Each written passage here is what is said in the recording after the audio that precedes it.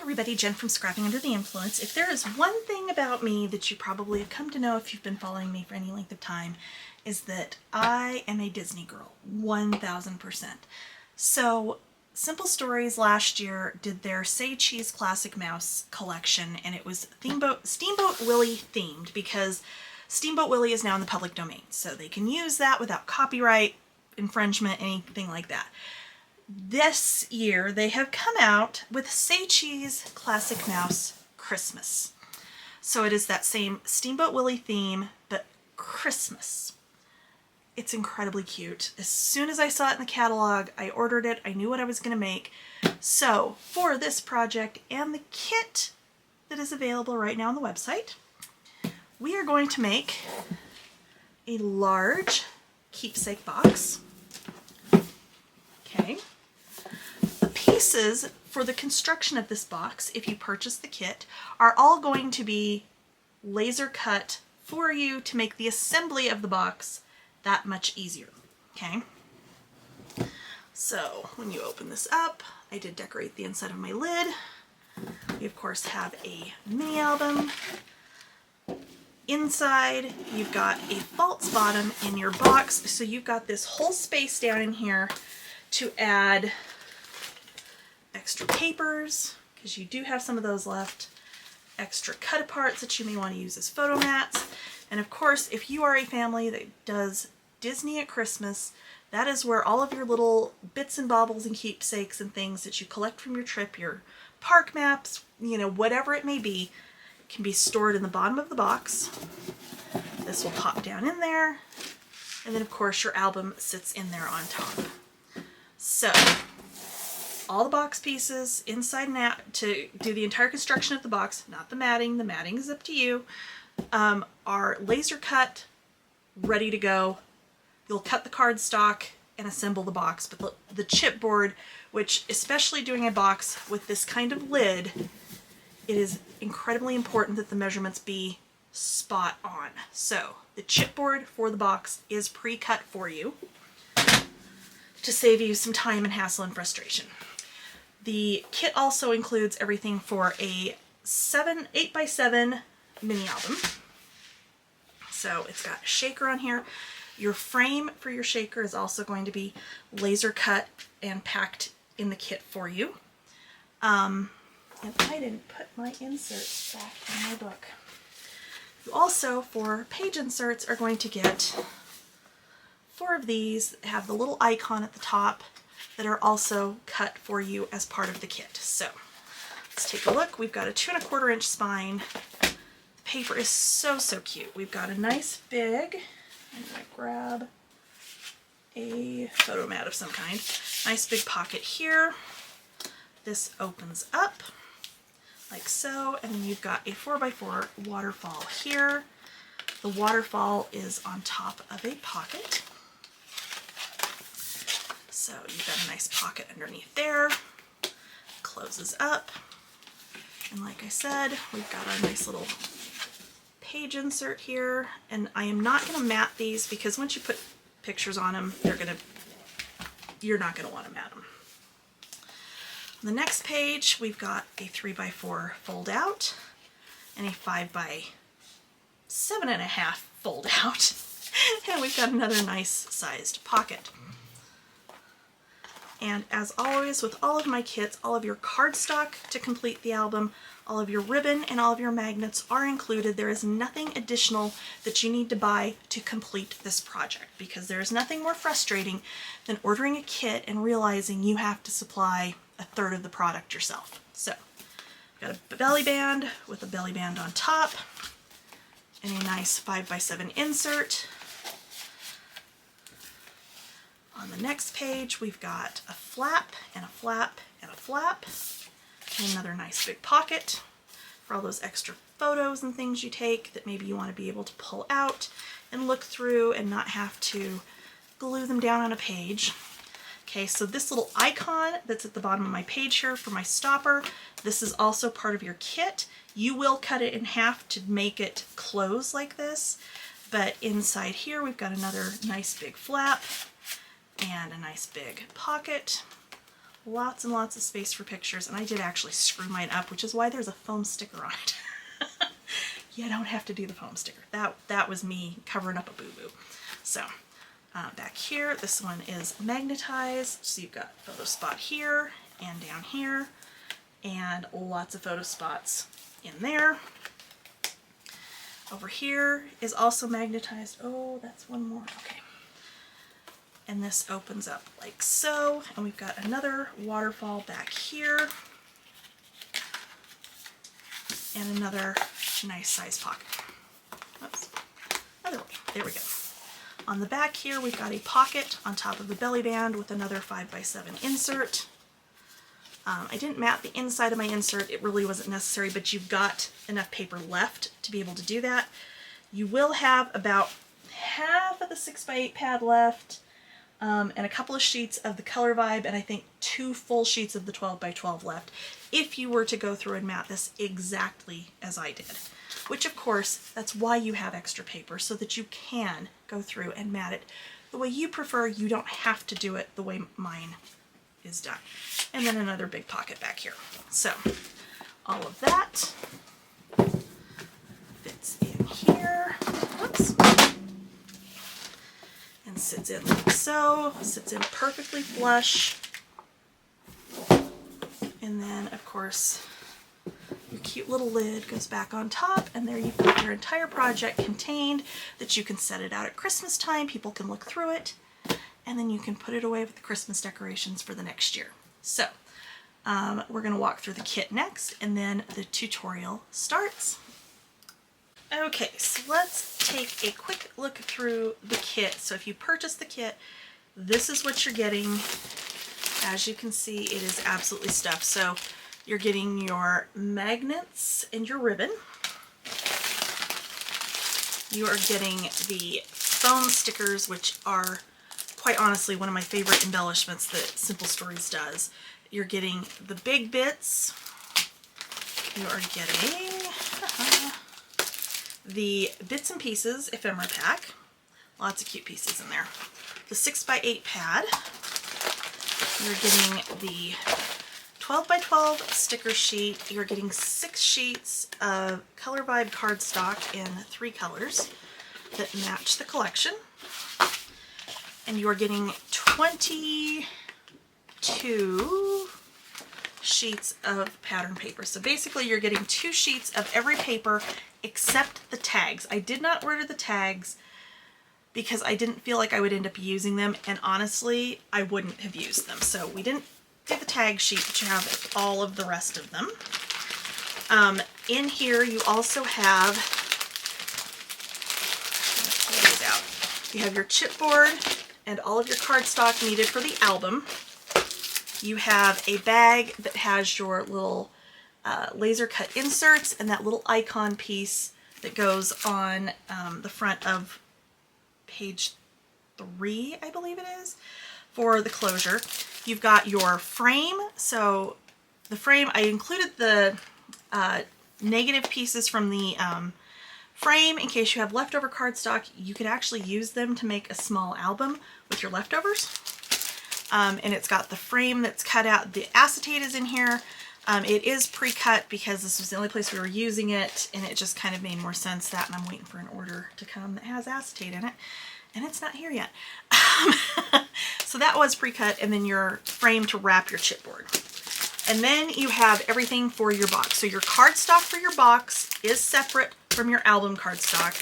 The pieces for your box are all cut. They are stacked in here, and they have all been engraved with what piece goes where. So when you get to that portion of the tutorial, and I'm going, you need A here and B here, that's how they are engraved for each piece. And each piece tells you where it goes. So that is all in there as well.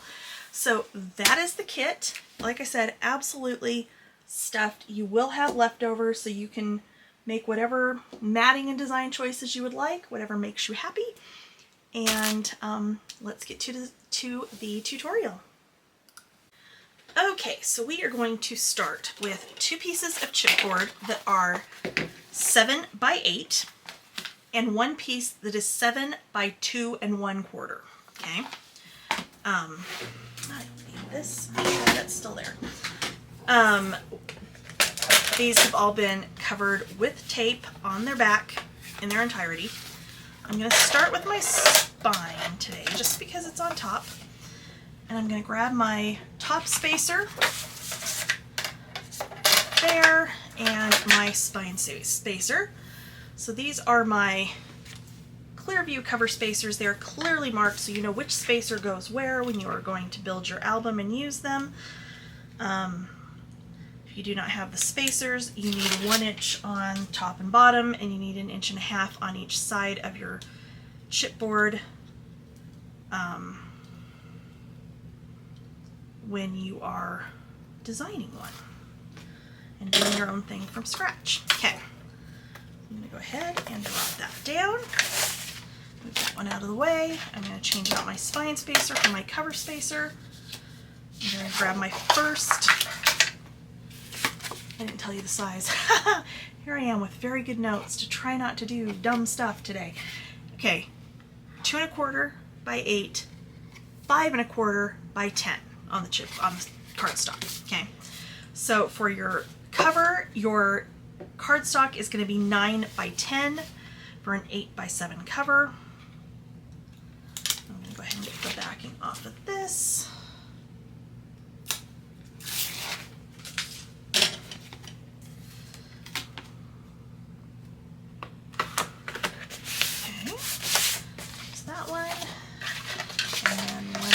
Just to repeat that step, for your cover you want 1 inch of cardstock top and bottom and 1 inch side by side over the width of your, or 1 inch on each side over the width of your chipboard. So, okay, drop that down.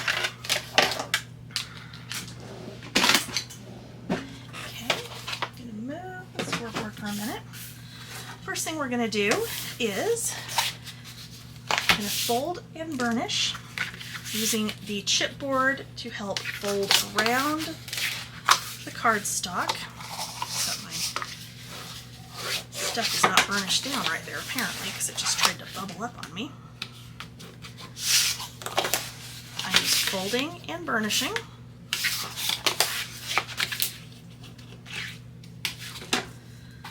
Do that with all 3 pieces.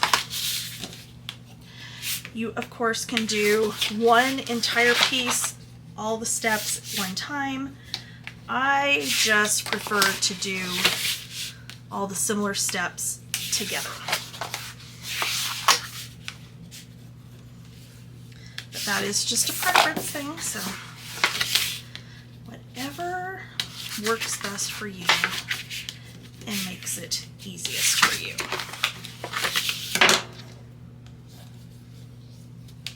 Okay. All right, so let me get my glue ready. I didn't grab that yet because I just filled it.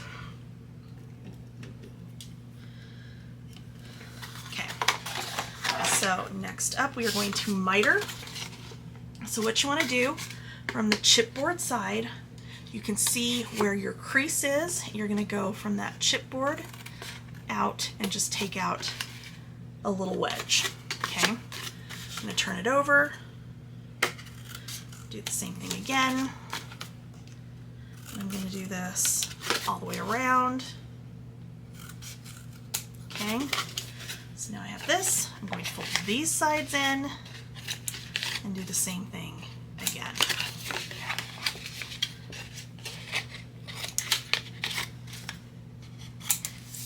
Okay, do the same thing on my cover pieces.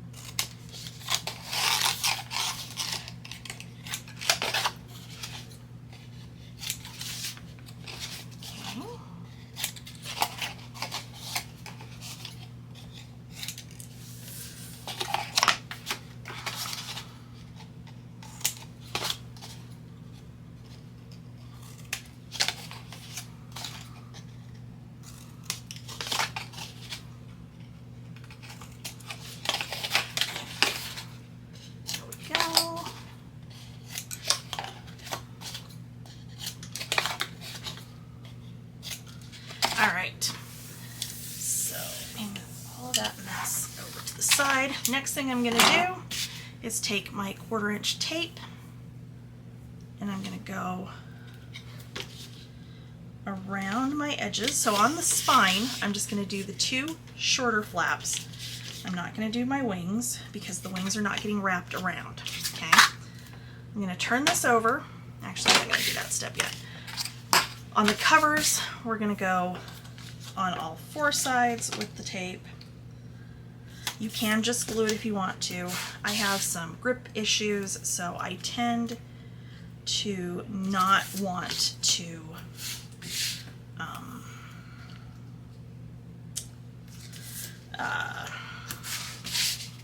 burnish more than I absolutely have to, just because it makes my grip issues worse.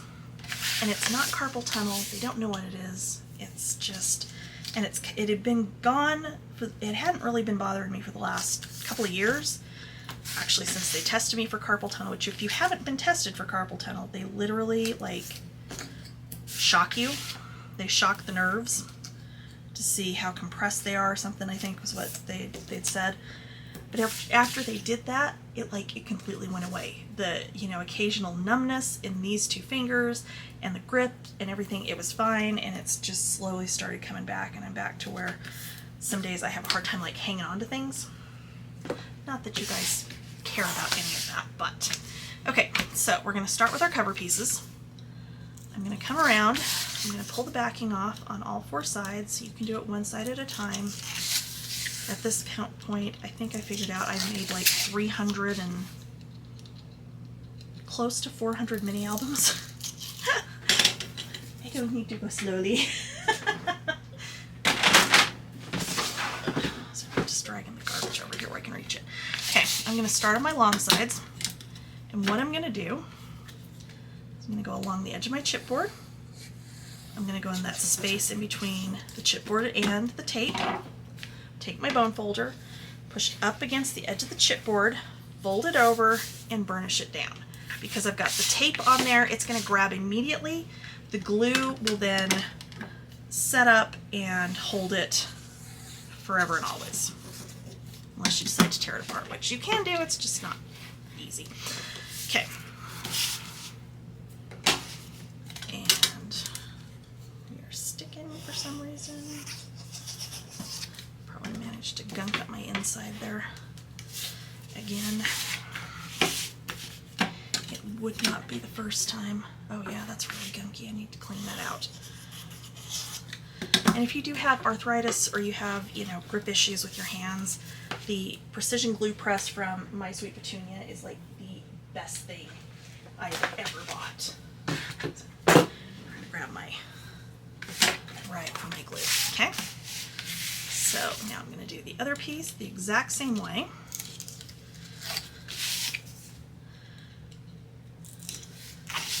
I honestly debated about getting a wholesale account with them to see if I can carry these, because I absolutely love it.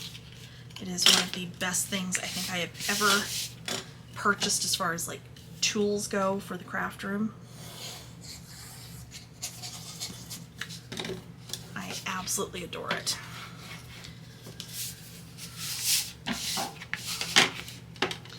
And it comes with Nuvo glue, and then it comes with an empty bottle that's the same shape so that it fits in the holder. And I always fill my empty one with art glitter. Just keep in mind that art glitter is a little bit thinner. I haven't tried Barely Arts. I have Barely Arts glue. I use it mostly for cards because it does not dry as fast as art glitter does. Which is fine for cards. Most of the time when I'm doing mini albums, I want it to set up faster. So, okay, on our spine, we are going to go ahead and wrap our ends.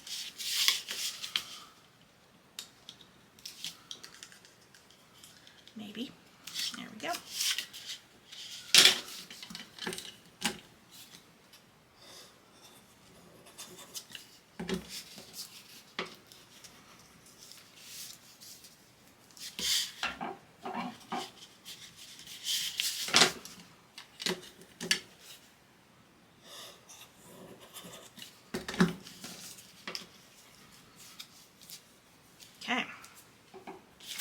I'm going to turn this over so the pretty side is facing up. You're going to burnish along the edge of that chipboard. And you can see how that area now becomes very defined where that chipboard is versus where it's, you know, before you do that. Okay. Once you've done that, we're going to take our tape one more time. And we're going to go along this outside edge, because as we put our covers on, this is going to do the same thing it does when we wrap. It's going to grab immediately, and it's going to help us get a nice straight cover. Okay. So I'm going to go ahead and get the backing off of that one. I'm going to grab one of my cover pieces. You want that pretty side up as well. You can either go at it this way till you feel it butt up against your chipboard, or you can do it the way I've been doing it for I don't know how long, where I start out on top. I use my fingernail at the top to guide. I can see at the bottom that I'm lined up, and I'll feel it slide off that chipboard, and then I'll put it down. Okay, so when we're putting glue on this, we don't want to go all the way to the chipboard, which is another reason for getting that nice and burnished over. Okay. Yeah, I need to clean that. Okay, so we're not quite to the chipboard. And then I'm going to line this up, pull it over as soon as I feel it drop off, and make sure my spacing is about the same. There's like a tiny gap here. I don't know if you're going to be able to tell or not. There's a very tiny gap, okay? Like maybe 1/16 of an inch. That's why it's not super obvious. That's what you want. Probably not even 1/16 of an inch. It's probably, honestly, it's probably an illusion because there's a little bit of a shadow from burnishing that cardstock down. Okay.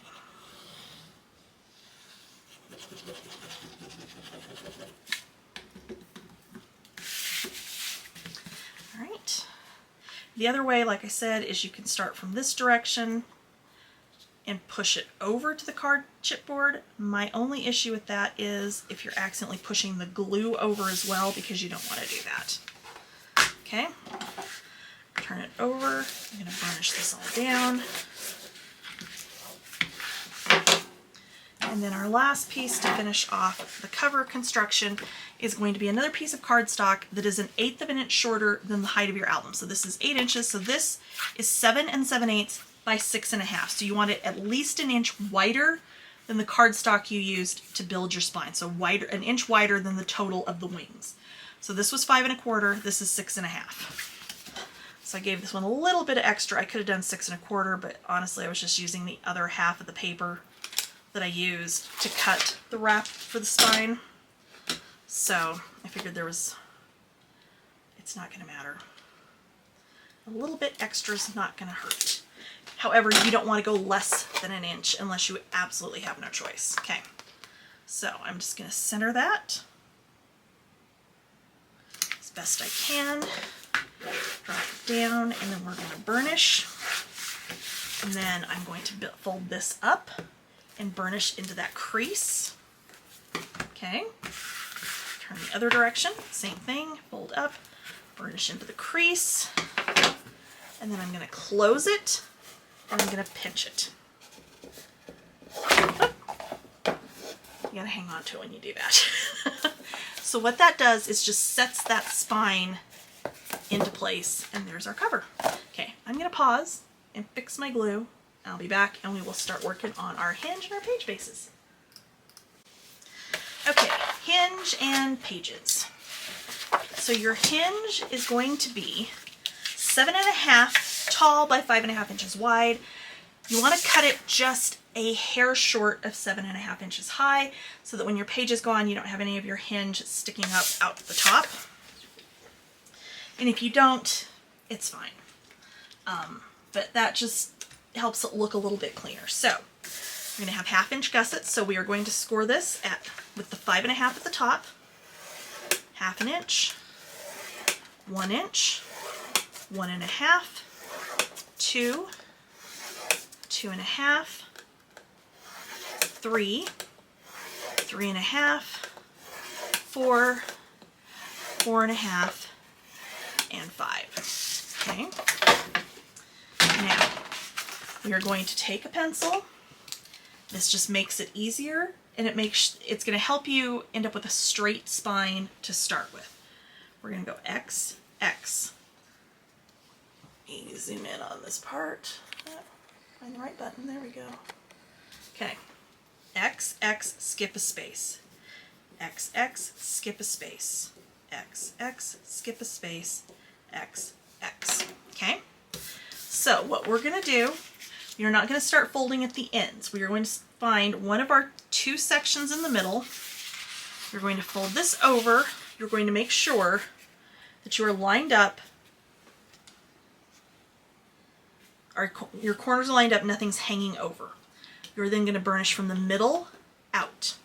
Okay? Fold it back on the next fold line. Same thing, you're going to burnish from the middle out,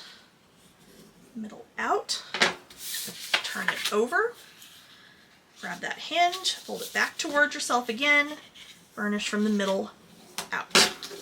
Okay, taking this time to do these steps on the hinge will make sure that your hinge is going to go together right the first time. Okay, so now we're going to go to our next one out. Okay, so here's our end. 2, 3, 4. So we want the next one. The next one from the middle. And again, we're looking to make sure we're lined up side to side. And the reason that we are burnishing from the middle out is because when you're burnishing from one end across, you can push your score lines make them crooked by doing it that way. Okay? So you don't want to do that. Same thing when you're doing your hinges or anything else. You want to burnish from the middle out. Okay, I'm going to fold that one back again, middle out, okay, and then we'll go ahead and do our ends. The ends, I mean, there's not a whole lot of material there to check to make sure it's straight, so it should be okay. Turn it over, fold it towards you again, okay, and you should always be folding towards yourself when you're doing this step, okay? Because it's going to be a lot easier to see if everything's right if you're folding it towards yourself as opposed to away, because then you're going to have other things that you're not going to see as well. Okay, so then we are going to repeat the process with the glue. So we're going to start in the middle again. So one of our 2 center hinges. Glue down, see how that goes in there so smoothly now. I'm going to fold this over. I'm going to make sure that my corners are still lined up. We're going to burnish this down. Getting glue that may have seeped out. Fold it back, burnish it down again. From the middle out, turn it over, fold it back, and the same thing again, middle out. So you may wonder why I'm flipping it back to this side and doing that burnish again. It's just to help train this hinge to move, okay? To help loosen up those paper fibers, okay? So we're going to do this next next inside piece. And again, you want to make sure you're lined up.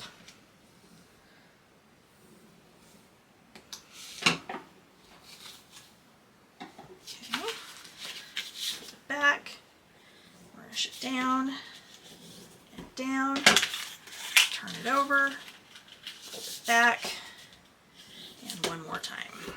Okay, now we can do our ends. But if you have a hard time getting your hinges straight, if you do it this way, you're going to have a much, much higher chance of them coming out right the first time. Okay, we're going to go back, and again, down and out. Okay, so there's 3, and here's our 4th.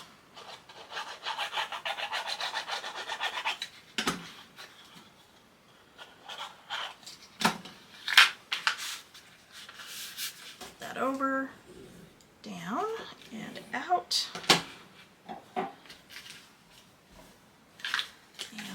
Back, and one more time. go. There's your hinge. Okay, so let me zoom this back out. And we do want to mat our spine before we put this down, okay? Because it is a little bit wider than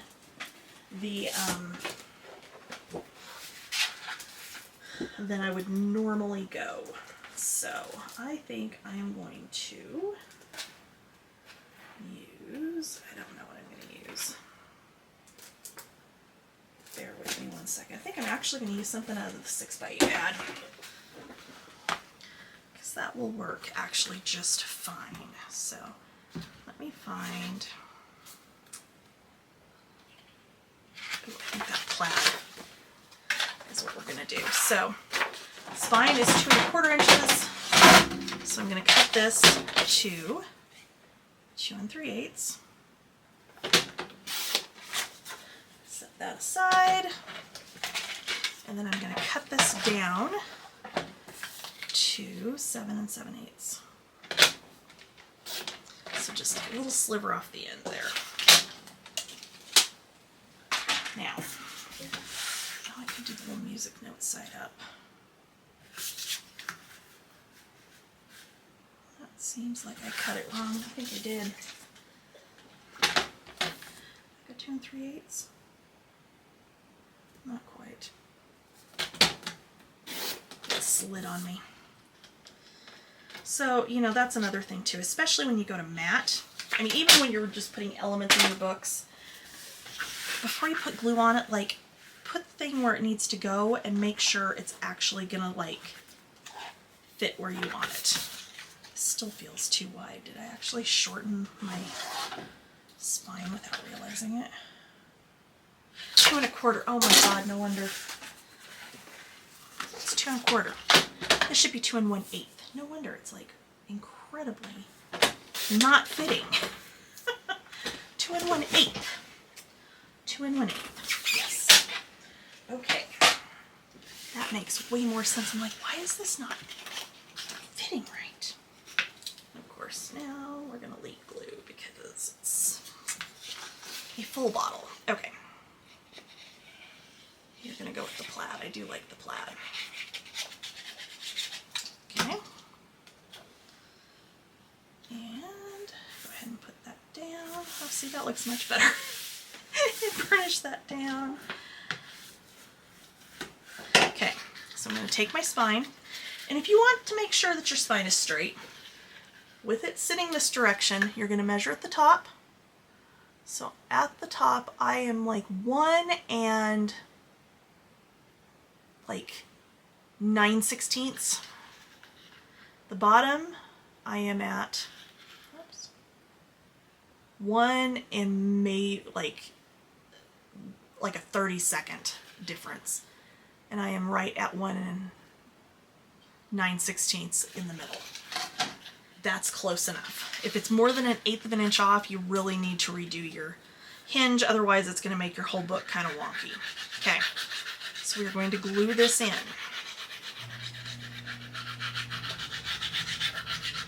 And I'm going to be more generous on the glue here than I would be like putting a flap or something in, just because I want that time to be able to move this around. I'm going to grab it by the outside hinges and kind of not pull hard, but just kind of stretch it a little bit to make sure it's nice and flat. And then I am just going to eyeball where this needs to go. Once I get it where I want it, I'm going to hold it still with one hand. I'm going to burnish with my finger. Hold it still, burnish, and then I can burnish in the middle. Okay, we are going to let this sit and dry for a minute while we do our page bases.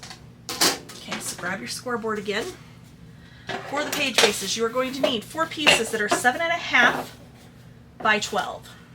Okay, so with the 12 inch at the top of the scoreboard, you are going to score at 6 inches. Okay, I'm going to do that on all 4 of these.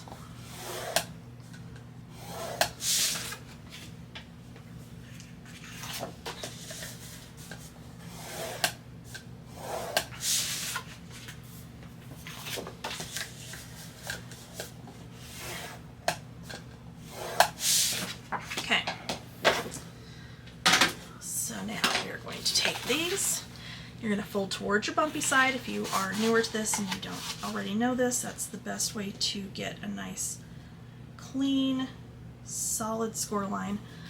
Okay, so again, when I go to fold this, I'm making sure everything is lined up, nice and even. And again, I'm starting from the middle out and the middle out. Okay, I'm going to do that on all 4 of these.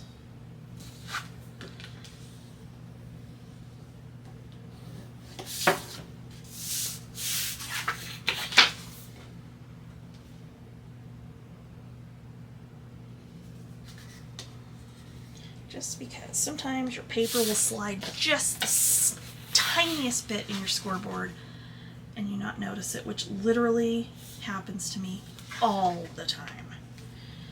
I don't know why. It does not seem to matter which way I move the scoreboard. That's just what seems to happen. Okay, so we're going to do this a little bit differently. So because they're 6-inch pages, and you're literally just folding them in half, you're going to, of course, attach them to your spine, but we need to seal off the bottom. So what I'm going to do is I'm going to put glue along the bottom till I'm about a 1/2 inch away from the end, okay? So, okay, I don't want to go all the way over because we still have to put this on the hinge. This is just going to simplify when we do put these on the hinge, that everything is going to line up the way we want it to, okay? So there's one. So I'm going from the middle, about 1 inch away from the end.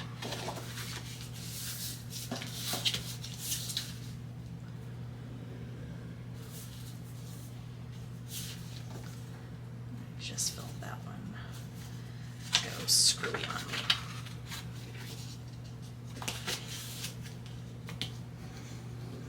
There we go. There we go. Oh, good.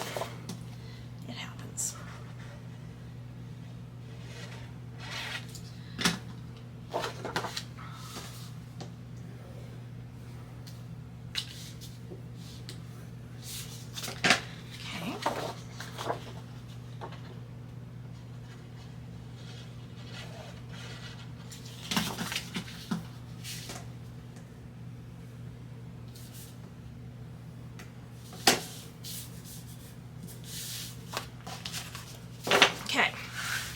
So now I'm going to grab my spacers, my hinge spacers.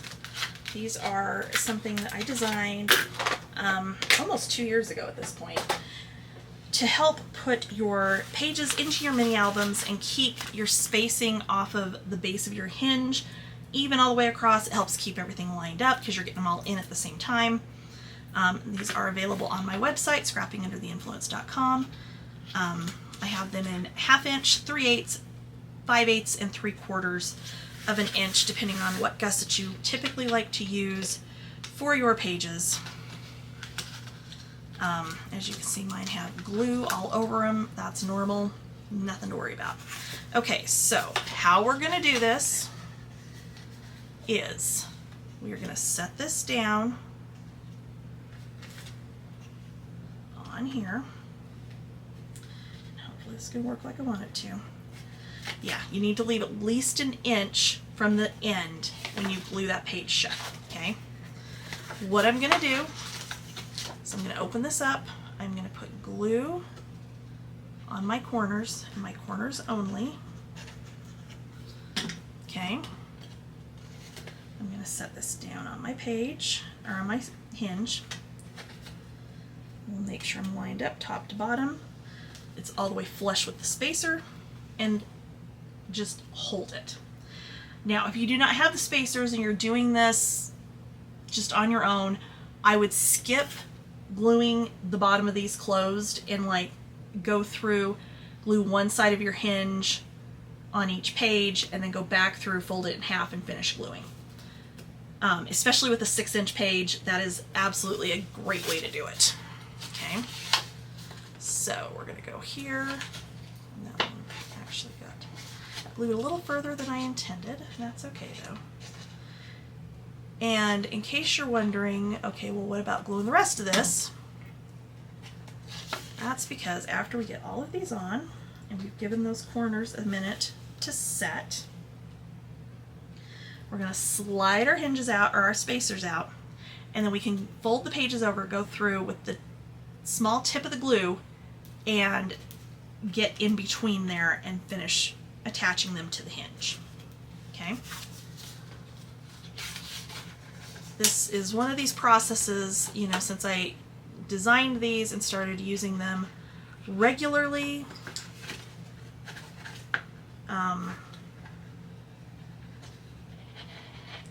that I've kind of adapted how I do this as I've gone on, and that absolutely seems to be the easiest way to do this. And I've had much better luck, you know, because it's almost impossible to try to burnish this onto the hinge while they're sitting like this without being able to move them flat and burnish them down with the bone folder. Doing it this way with the spacer, let's see, I glued this one too far, but that's okay because I can pop that open and it will be just fine. I knew my glue leaked on that one. I knew it. And these things are also great if you're one who uses tape to attach your hinge, because literally you get it on here, you line it up, and you pull your tape out, and you're good to go. Okay. All right, so I'm going to slide these out. I'm going to turn it this way and just push. Turn it the other direction and push, and there we go. So now I'm going to go back over here. I'm going to start from my first page that I put in. I'm going to take my glue rag to wipe up anything that may leak out right here, because we did matte underneath this and you don't want to not realize that glue has leaked out and then it rips up your pattern paper, because I have done that even without using the spacers, even just doing it like the normal way. In fact, doing it the normal way, that's always what ends up happening. So I've just got my glue up underneath that edge, and then I'm burnishing it down. And I'm wiping that off to make sure I don't accidentally glue anything down that I don't want glued down. Okay? I'm going to flip it over, do the same thing on the other side. And you don't have to get super crazy with the glue as it goes everywhere, because as you're burnishing it, it's going to just kind of spread ahead of you. So if you don't get like all the way down in that corner, by the time you do this, it's going to be all the way down in that corner. Okay? And I'm just going to keep moving along all the way across my book. Go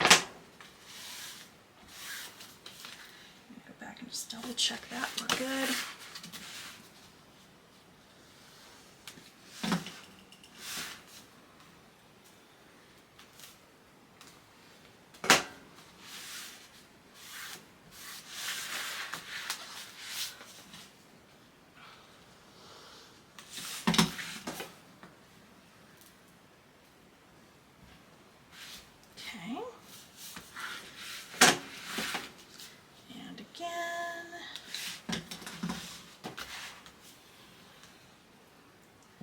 Now, I will say, if you are somebody who likes to put all the elements on your page and then put it in your book, the spacers actually are really helpful with that as well, because again, it does, you know, keep your pages even. It kind of gives you, you know, a minute to get them situated the way you want them to.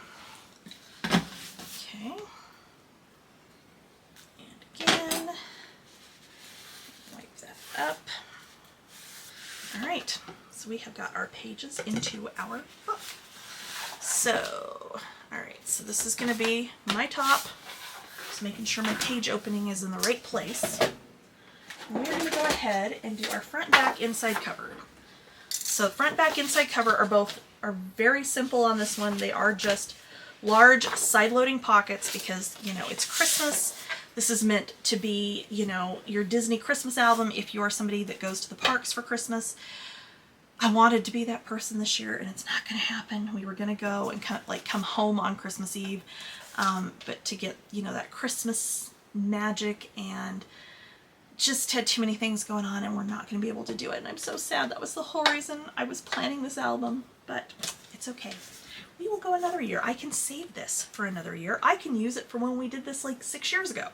So anyway, okay, so your pockets are going to be 5.5 by 9. You're going to start with the 9-inch across the top of your scoreboard. You're going to score at 1/2 inch and 8.5. Turn to your 5.5-inch side and score at 1/2 inch. Okay, so I'm going to do the same thing on this one.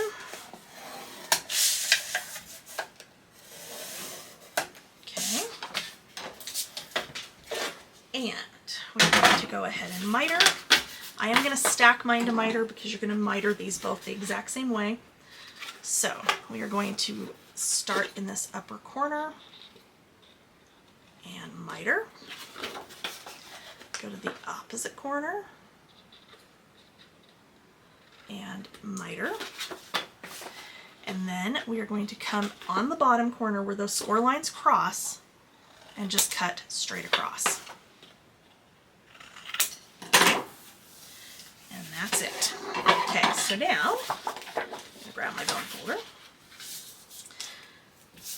and we are going to fold and burnish.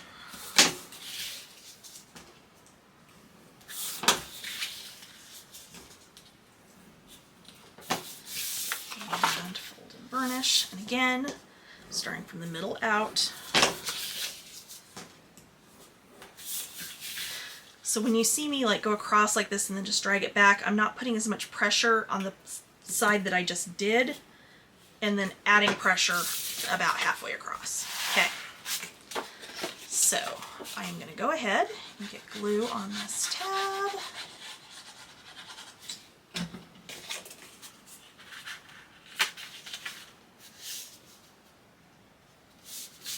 And this is going to go to the absolute outside edge.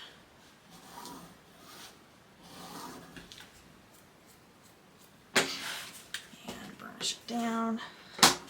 And then I'll go ahead and put my sides down.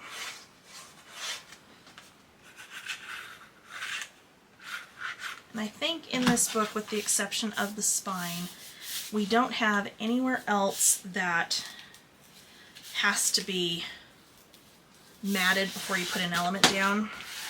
So that does simplify things if you're unsure how you want to mat. Because Lord knows I am. And every time I do an element like that, well, I take it back. I think we have a tuck spot. I don't know if I wrote it down or not. Or did I take that out? I might have taken that out when I was designing. I don't remember.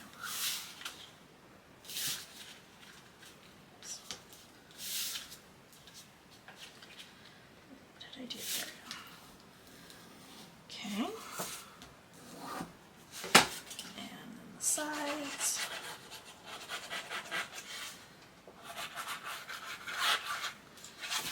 Okay.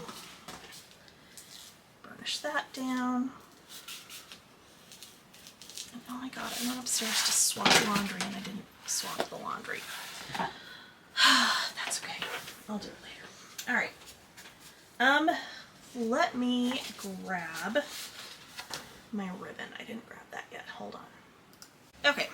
So, front of page 1, we have 2 flaps and a pocket with a waterfall.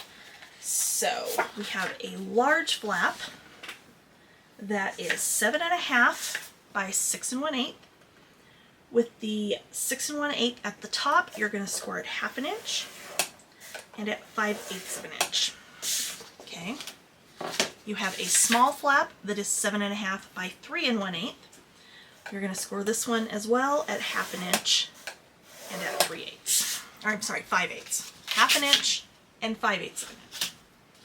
Okay. Your pocket is going to be 8.5 by 4 5/8. So with the 8.5 at the top, You're going to score it 1/2 inch and at 8 inches. Turn to the other side and score it 1/2 inch. And then you will have 7 pieces that are 4 1/8 by 4 5/8. At the 4 5/8 at the top, you're going to score each of these at 1/2 inch. Because these are waterfall pages, you will not miter these. Okay.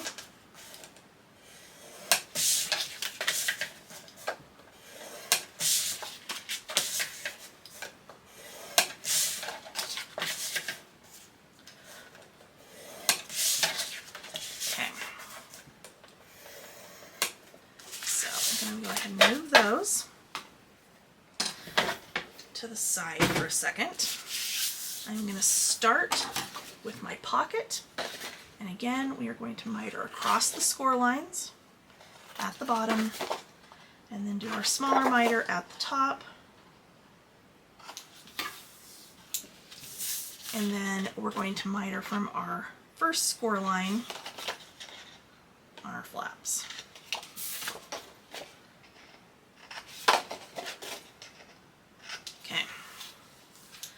So we're going to do our flaps first. The large flap is going to go to the inside. So I'm going to fold my 1/2 inch score line and burnish it down. I'm going to pull back to pop that 1/8 of an inch into place and burnish it just to get it nice and creased. And then I'm going to go back to the first one and flatten it back out again. The reason for that is you don't want to glue this flap in place thinking that that is where your edge is.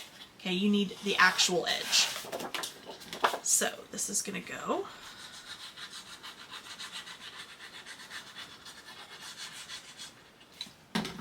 over here like so.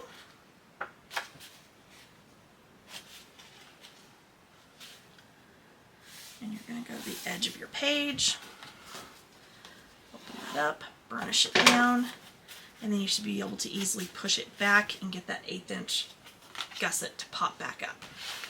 Okay, we're going to do the same thing on the other side. So we're going to fold that down and burnish it. We're going to pop it back over.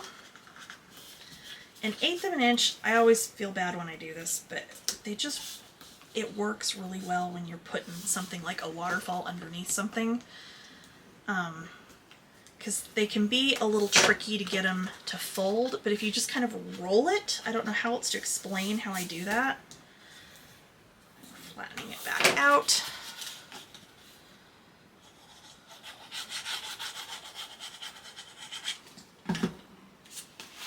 And that's going to go to the outside edge here.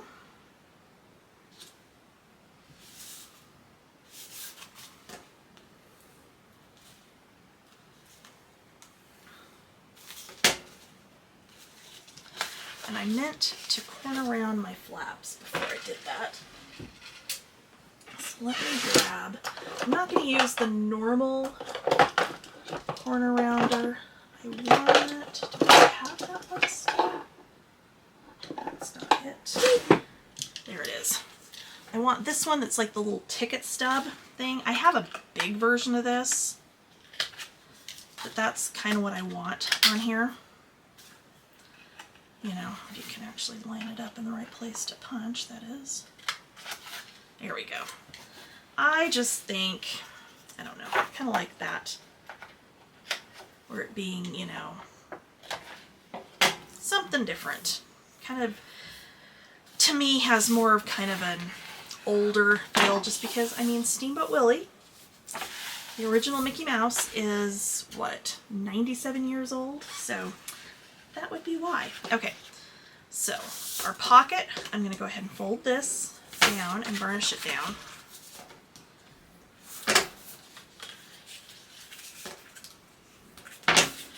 And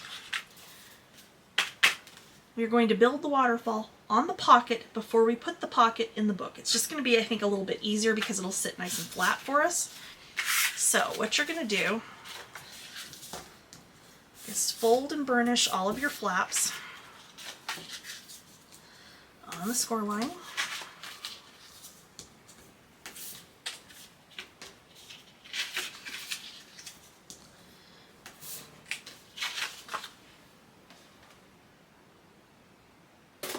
My phone's over there buzzing. It's just my sister sending me reels. This is what we do. We send each other like funny cat videos all day, every day. And raccoons and other wildlife. It's insane. Anyway, not that any of that matters to any of you, but okay, so the pocket will go like this with our opening coming from the right. So I'm going to turn it upside down and I'm going to start building my waterfall down here. And if you get it built going the wrong direction, just put the pocket on the other side. It will be fine. So the waterfall and the finished size of the pocket are the same, okay? Because that makes it very, very easy to line it up, okay? So there's my first one down.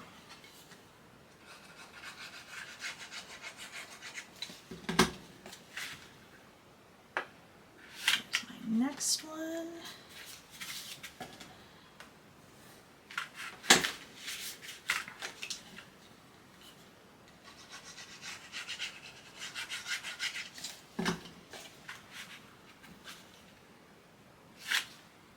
Because as you glue that down, you can visually see if you're lined up side to side when it's closed. I'm not so much worried about it being perfectly aligned when it's open, but you do want it aligned while it's closed. That's like the whole, you know, cool thing about the waterfall is those perfectly aligned flaps marching down your page, or in this case, your pocket. And because we have both on this page, you've got a pocket to put loose pictures in. You've got a waterfall that you can put pictures front and back if you want to. The like two that I've ever actually put pictures in, because I'm really bad about that. I've put them on the back. I've matted the front with my pattern paper. I've put the pictures on the backs. So there you go. All right, so on this last one, you can just put it down like normal, or you can bend this flap back and put this flap on top of the one before it, especially if you're putting this like in the middle of a page where you have matting underneath it. That's just going to have you not have that little tab sitting there, okay? So I'm going to burnish that down, and then I'm going to flip each page back and burnish them across one more time as I close this back up. You know what, if your waterfalls, even this method, are not perfectly straight, that's fine. Okay, so this is gonna go right here. Make sure that actually closed the way I wanted it to. And since I've got stuff on top of this pocket, I'm not gonna try and, I'm not gonna put it in like I normally would do a pocket where I do my bottom and then I do my sides. I'm just going to go ahead and put this down. Make sure you are not on top of your gusset. You want to be just kind of at the edge of your whole little flap assembly there.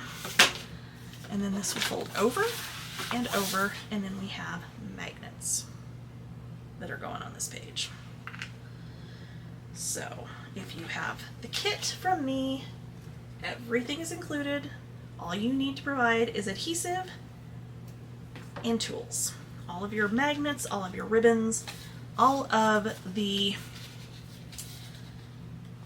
little bits and pieces that help you finish your project are included. Because nothing makes me more crazy than starting a project and realizing that not all the cardstock is included, or not the ribbon's not included, or, you know, oh, here I use magnets, but you can do whatever. That drives me nuts. Okay. So there we go. And honestly, I would almost say, because this does kind of put a little bit of bulk right here on this hinge, I would say, almost say, flip this whole assembly around if you want to, if you want the page to lay a little bit flatter, but by the time everything gets in here, it'll be fine. It's noticeable right now. It's not going to be noticeable later. Okay, back side of page 2. We have a large flap. And I will do my little corner chomper on my waterfall later. Alright, so large flap. This is 10.5 by 7.5. With the 10.5 at the top, you're going to score at 1/2 inch and at 5 inches. No. Wait a minute. Hold on. 5.5. I'm so sorry. 5.5. 1/2 and 5.5. So if you do score wrong, you kind of flip it over and lightly push it back out, and that actually will work to fix it. Let me update my directions over here. Okay, there we go. And then we have a small flap that is 6 3/4 by 3 and I'm sorry. That's my pocket. Okay. 6 3/4 by 4 1/8. This one we are going to score. This one I wrote my directions different. 3 1/8 and 6 1/4. Had I done that one the other direction, we would have been fine. But that's okay. And last but not least, we have a pocket that is 3.5 by 6 7/8. The reason it is 6 7/8 is to make sure it's going to fit underneath our flaps without like scoring it, going to put it in, it not fitting, having to adjust it. It's just messy. We're just making it 1/8 of an inch shorter. So with the 6 7/8 at the top, we're going to score at 1/2 inch. And we are going to score at 6 3/8. We're going to turn it and score at 1/2 inch again. Okay. So pocket, so we're going to miter across the bottom. And then at the top. And then on our pockets, or I'm sorry, our flaps, we're going to miter. Like so. And like so. And we're going to grab our ribbon. So I couldn't find a red or a green that I liked with this paper. So we were going with a gray, which I thought was kind of appropriate. Steamboat Willie is in black and white. This just seemed to fit. So I am going to take about, well, I'm giving you 2 yards. And because I am bow challenged, we need this in 2 places, I'm literally going to take half my ribbon. And if it's too long, it's too long. I'd rather have it be too long than too short, because then Lord knows I can't tie a bow to save my life. So we're just going to skip that step where I make it too small and I have to tear it apart off camera to fix it. And we're just going to do it right from the beginning. Okay, so we are going to put 1/2 over here. I'm going to, this is really long, isn't it? You know what, it's fine, I don't care. I'm going to put my other piece across from it and tape that down, and then I can just lift it up and snip it in half, and then I am ensured 100% that this is going to go where I want it to go. Okay, so let's start with our large flap. We're going to go ahead and fold and burnish. And then I'm going to fold and burnish. Actually, we're going to fold this direction because it's going to pull out. Okay, so like so.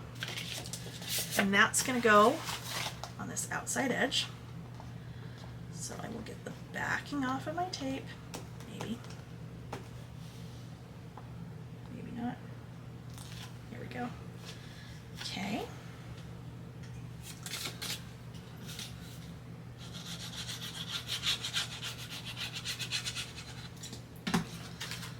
There we go. Put that down and burnish it down. Okay. And then we'll do the same thing with our small one on the other side. So I'm going to fold and burnish my tab. I'm going to fold my flap back on itself. like so, so that this one pulls out the same way. This one, again, I'm going to get the backing off of my tape. Maybe. Got my nails done last week, and they're like insanely thick. I'm going to have to go back sooner than I normally would because this is driving me absolutely up the wall. Okay. Okay, and I'm just going to center this one on this side.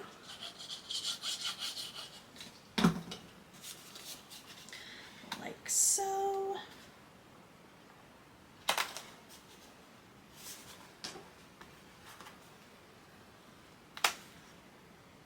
I just made it go crooked.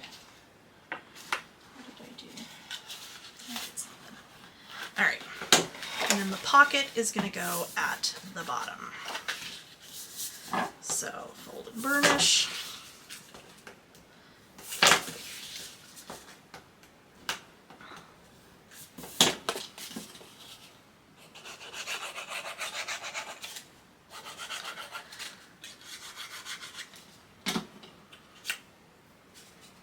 Okay, and that's going to go right down here. And we probably could have gone a little bit wider on this one, it would have been okay. But I just don't want to have to, like I said, adjust it with the back. So this will close like this will close like this, and then we will just tie the whole thing with a semi-decent bow because I am not good at that part. And see, yeah, mine's way too long, but I'll trim it off later. It's fine. And honestly, leaving it a little bit long is kind of helpful too, because if you get you know, matted and decorated and everything, and it adds a little bit of bulk, you still have enough ribbon. Okay, so front side of page 2, we have an insert. This insert is going to be 10 1/4 by 7 1/8. The reason for that is you'll be able to mat it with 5 by 7 mats. Okay, so you've already got your little 1/8 of an inch border built in. So with the 10 1/4 side on the top, you're going to score at 5 1/8. Okay, set that aside. We have a belly band that is 8 1/2 by 3. With the 8 1/2 at the top, we're going to score at 1/2 inch and at 8 inches. And then we're going to do a belly band, go in the other direction on top of that, and that is 2 inches by 4 inches, and you're going to score that with the 4 inches at the top at 1/2 inch and at 3 1/2. Okay, so we are going to miter our belly bands.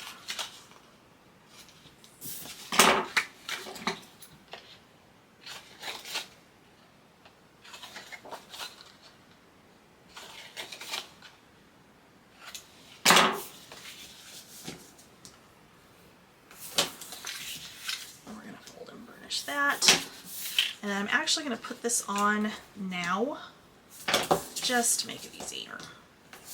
Okay, so I'm going to just center that onto the belly band.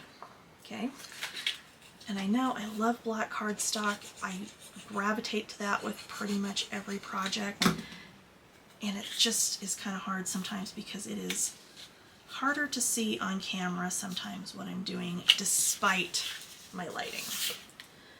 It does not seem to matter how I light things, it still ends up being harder to see. Okay, so this is just going to get centered onto this page. I'm going to do my bottom first. And we are just going to kind of eyeball it. If you want to get out the ruler and measure it all, go right ahead. I rarely do.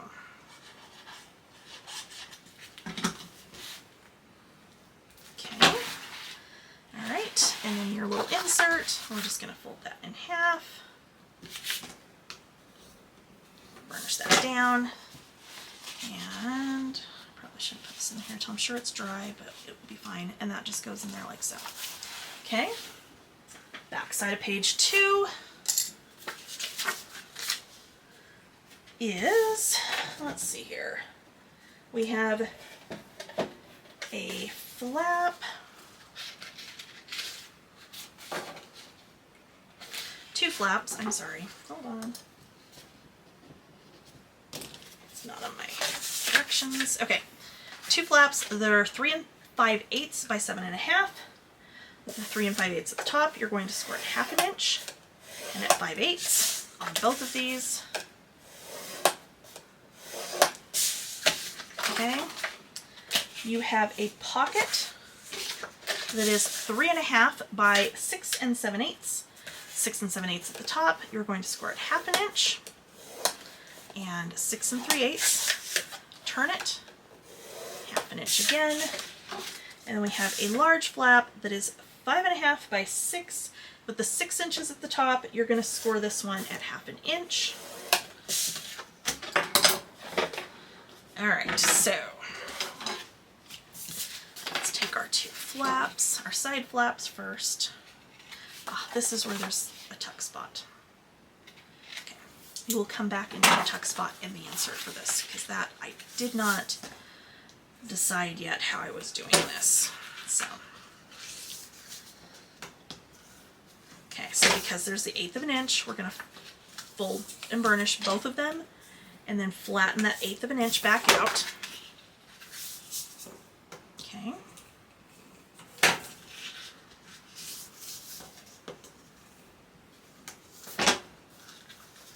And back.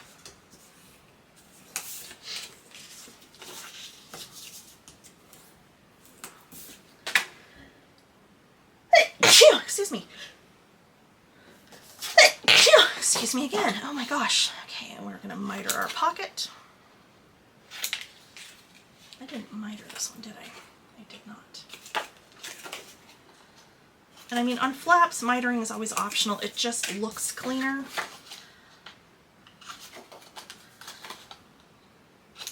Okay. And fold and burnish this.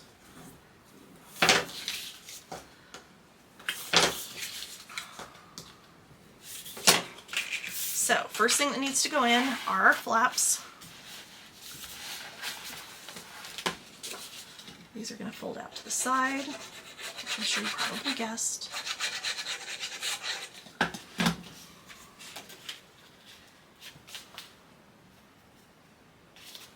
Now is the moment of truth. Did I actually do my math right? Because that's always the crapshoot. Yep, I think we're good. Okay.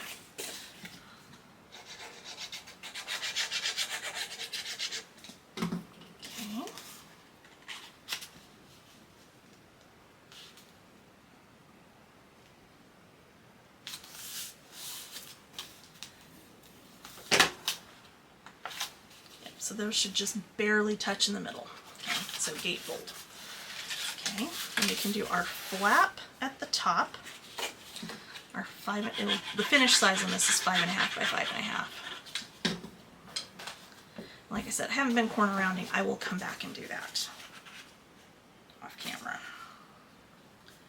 because I think my other little corner chomper that does that same style, my big, you know, chomper, actually corner chomper, that's actually the name of it.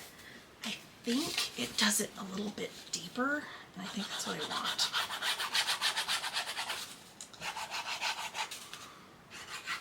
But of course, anything like that with corner rounding is absolutely optional. Okay.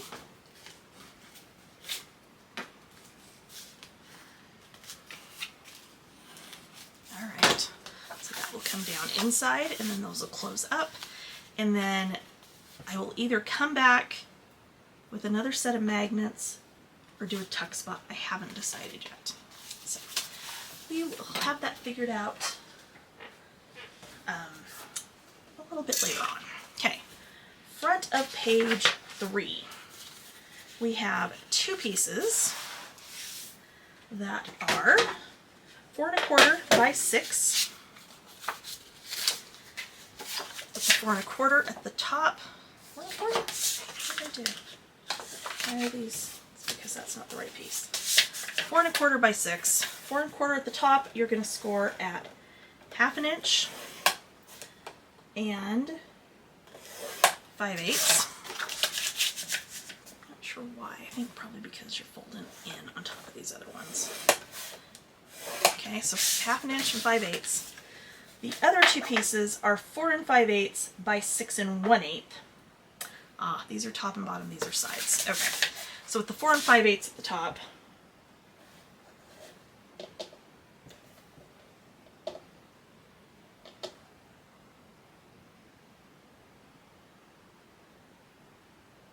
yes, that makes sense. Okay. It's because this will get mad with a 4 by 6. That's why. I was like, why is it that measurement? That's weird. So 4 5/8 at the top, you're just going to score it 1/2 inch. Okay. And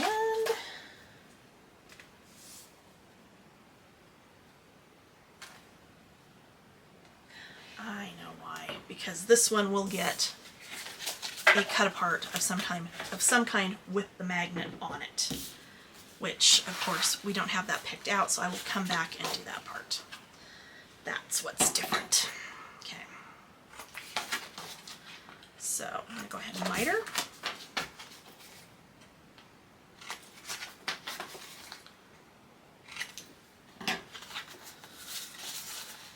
And go ahead and fold and burnish the two with the gusset. So just like we've been doing, anytime we have that little 5/8 of an inch, we're going to fold it and burnish it and then flatten it back out.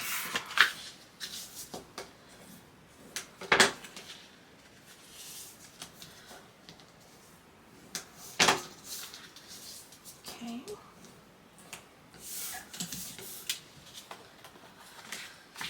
And then fold and burnish. And fold and burnish. Okay. So the two without the gusset are going to come in from the side and they are going to overlap slightly. So I'm going to do my inside one first. And you can center these, you can do these kind of offset. It's entirely up to you.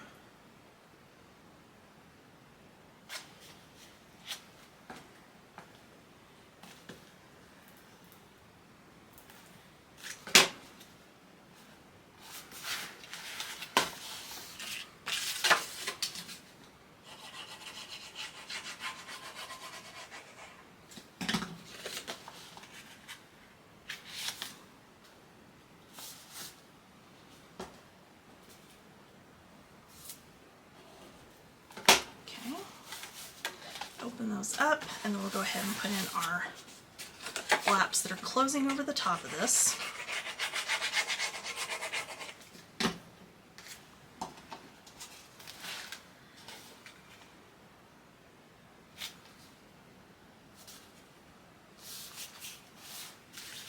Okay, like so.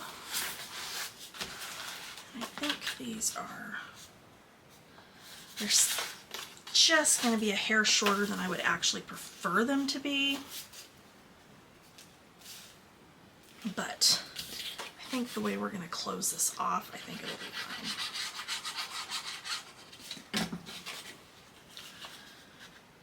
It will be fine.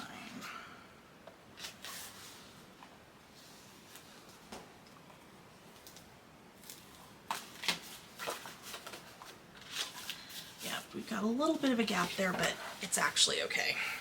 That's better than them being too close, and we'll do, like I said, did I just put that on the...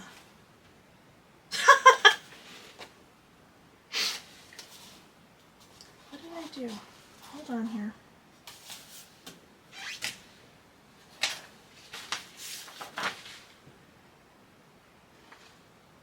Well, I put the back of page 2 on the front of page 3 and the front of page 3 on the back of page 3. But that's okay, because I will edit that part out and I will just change my order here. Okay, so back side of page 2. What is now the back side of page 2? Alright, this is going to be a flap that is 7.5 by 6 5/8. With the 6 5/8 at the top, you're going to score this at 1/2 inch and at 5/8. You then have a flap that is 6 1/4 by 4 3/4.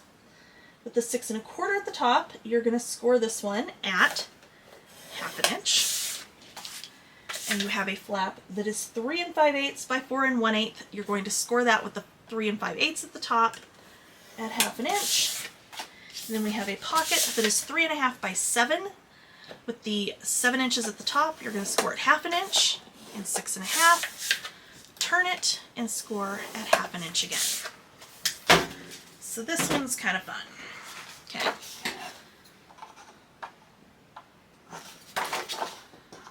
We're going to miter everything.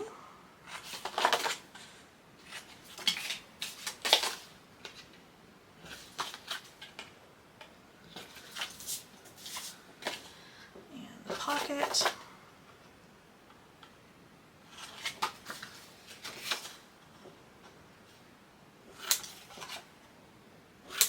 Okay, so first thing we need our ribbon, and again, bow challenged, I'm going to use the other half of my ribbon. This one doesn't have a tie closure, the book doesn't, which is fine. But if you're better at tying bows than I am, you might be able to hang on to some of this and do a tie closure on your actual book. I don't think it's going to need it. And if it does, I'll adjust the amount of ribbon you get so that you have enough. But I don't think we're going to need it. I think we're going to be fine. Okay. Then, there we go. All right, so we're going to start with the big flap. And before we put this in the book, we're actually going to put the other 2 flaps on top of it. So our 6 1/8, we're going to go ahead and fold and burnish. That's going to go on top of this next to the gusset score line.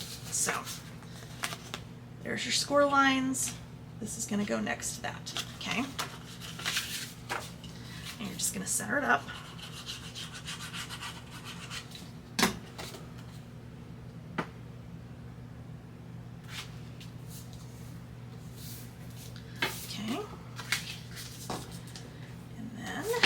Do the next one on top of that one the exact same way, only this one, there's not a gusset involved at this point.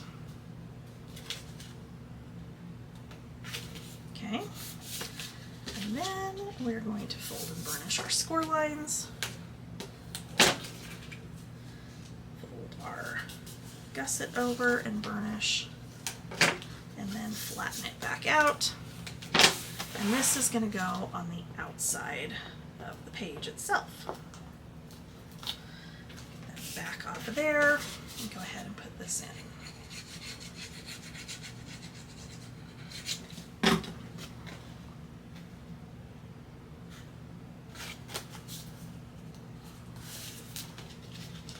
Okay, push that down. And then where did my pocket? Haha, it's to the side. Okay, I'm going to fold and burnish the pocket. And then that's going to go just at the bottom of the page.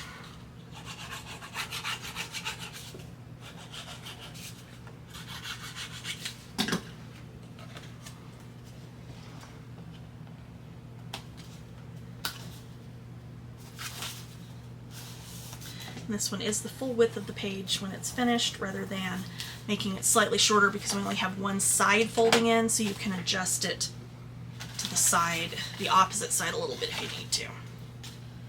But it should be fine. Okay, we did page 3 already because I got them out of order and it's fine. All right, front of page 4 is, what is this? Okay, that's right. That's right. This one has another waterfall on a pocket. And then it's got a couple of flaps. So we're going to score our waterfall first. You need 5 pieces that are 4 1/8 by 3 5/8. So this will be our 3 by 4 waterfall. So with the 3 5/8 at the top, you're going to score it 1/2 inch.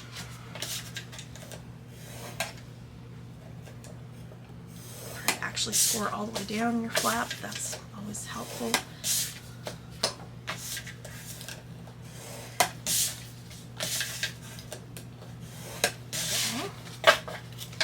You have a pocket that is 4 5/8 by 7. Yes. Okay. With the 7 inches at the top, you're going to score it 1/2 inch. And that's 6 1/2. Turn to the other side and score it 1/2 inch again. You have a flap that is going to come up from the bottom that we are going to attach to the pocket before. No. We're going to put this down before we put the pocket down. So this one is 4 3/4 by 4 1/8. So with the 4 3/4 at the top, you're going to score it 1/2 inch and at 5/8. Then we have a large flap that is 7 7/8 by 6. With the 7 7/8 at the top, you're going to score it 1/2 inch and at 5/8. Okay. Miter. Both of the flaps and the pocket, you do not miter your waterfall.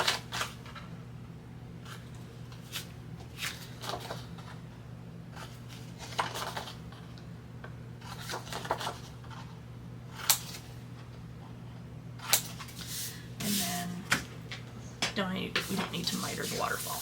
All right, so we're going to put our bottom flap on first. So burnish, burnish, flatten the gusset back out and burnish again.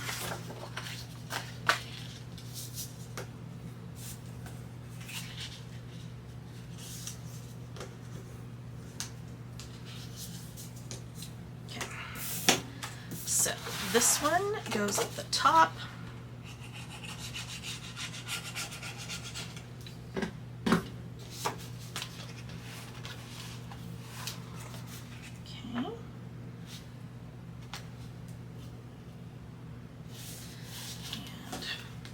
That one down. There we go there. And I'm going to center this one on the bottom. And we're going to build our waterfall on our pocket before we put it in. So this, we're going to put about right there and burnish it down. And then I'm going to fold and burnish my pocket. And then we will fold and burnish our little waterfall and put that on the pocket. Okay, so this one sits this direction and folds like a book, or like book pages, that is. So I'm going to go ahead and fold and burnish.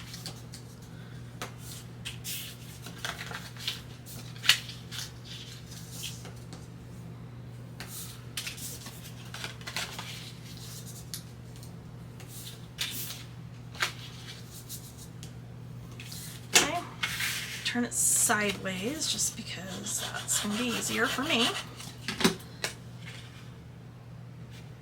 Okay. Turn that up, go to our next one. Line that guy up.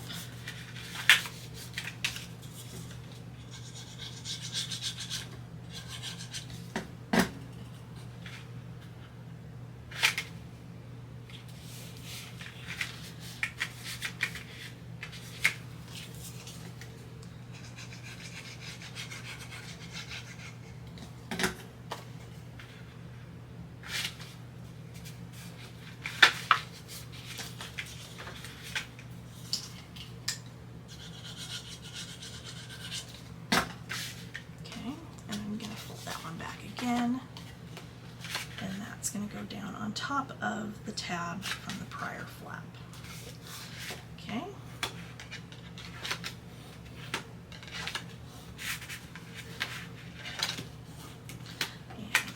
burnish everything back down again. And we can go ahead and put this whole assembly into our book.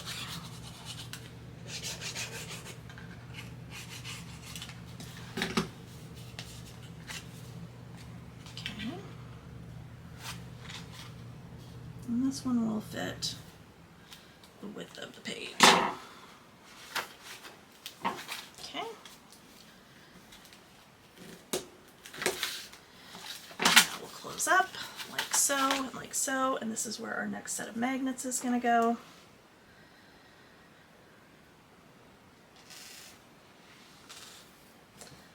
So let me grab my tape.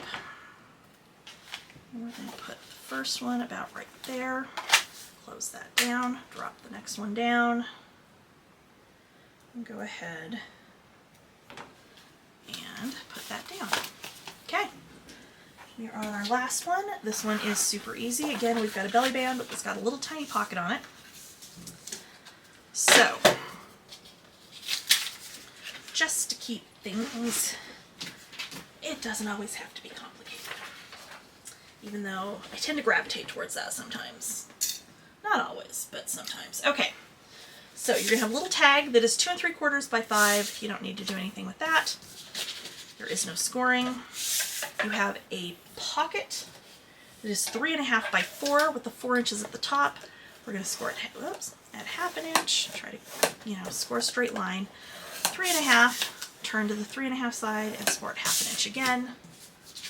Our belly band is 8 1/2 by 3. With the 8 1/2 at the top, you're going to score it 1/2 inch at an 8. And we have another insert that is 10 1/4 by 7 1/8.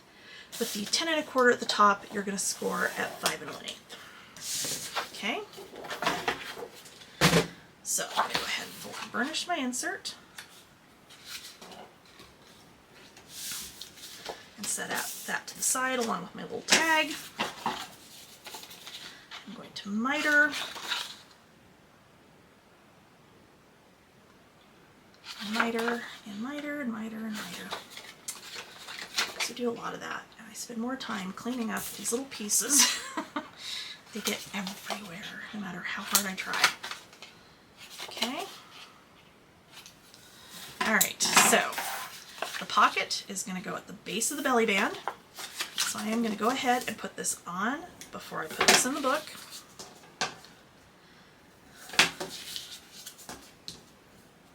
Okay.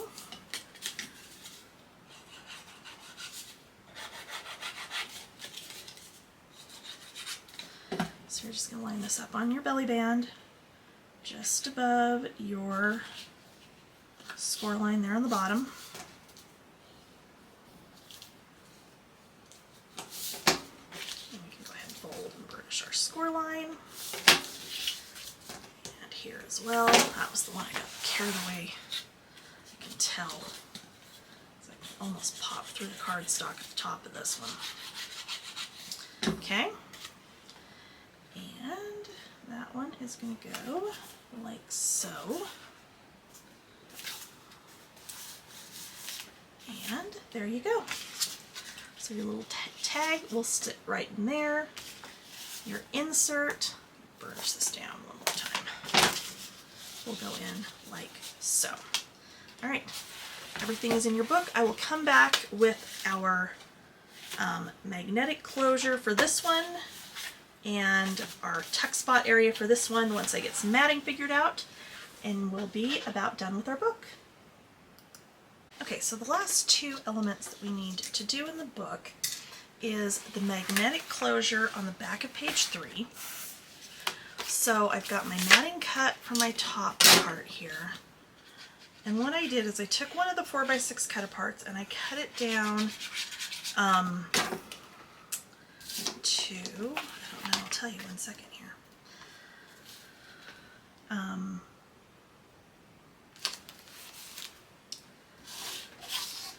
Well, I cut a black mat that is 3 3/4 by 5 3/4. So this is 5 5/8 by 3 5/8. So those are going to go together like that. I'm going to go ahead and put this piece on about where I want it.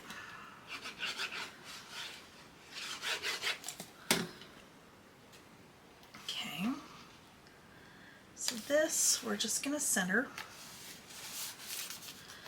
I'm going to take my magnets, slide those apart.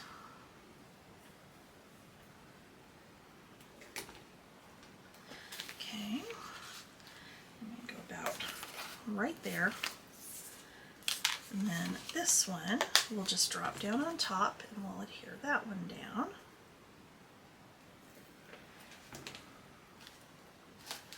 Like so. And then I can go ahead and mat that, and then I can mat there.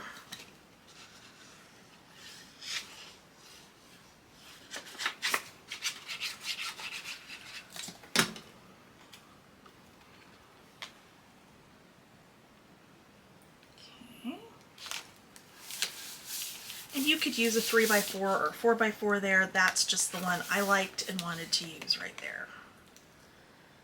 Okay. And I will go ahead. Oh, I'm doing that with my fingernail when my other piece is literally right there.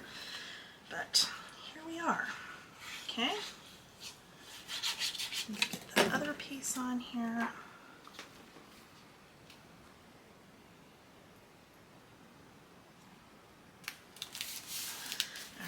And so there's that one. On this side, and this will come cut in your kit, you will have the little Mickey head icon. So this is 4 inches wide at the widest part. So what I'm going to do is put this in my trimmer with the flat side up against the top there. And we're just going to trim him in half. Okay. And then this is matted, ready to go, and we're just going to do 1/2 here and 1/2 here. You could go ahead and do them all the way in the center if you want to. Try to decide if I want to spread them out. Now I think I'm going to do them right there in the middle, and all I'm going to do is just put a little bit of glue on the bottom. I'm going to open this up and line this up like so, because all this is just a tuck spot. This is just so that we can mat another cut apart or a journaling element. I'm not sure which yet, haven't decided. To put down here at this bottom. My score lights are not quite right on that. And line that up. Of course, one of them's crooked. Seriously, what did I do here? Oh my god, because I turned it the wrong direction. Okay, so be careful because there is a right way and a wrong way. And I literally just had it turned wrong because it wasn't lining up. And I couldn't figure out why, and that would be why. So, there we go. Now he lines up the way he's supposed to. And then that will just be our tuck spot. Okay. Other than that, everything else through the rest of the album as far as matting and decorating and whatnot is very straightforward. And we do need, however, to put together our shaker. So you have your shaker bits. Let me find my shaker assembly. Where did I put it? There it is. Okay. So the frame, the acetate, and the cardstock to wrap it will all come pre-cut, ready to go. Okay, so you're going to take your 2 chipboard frame pieces,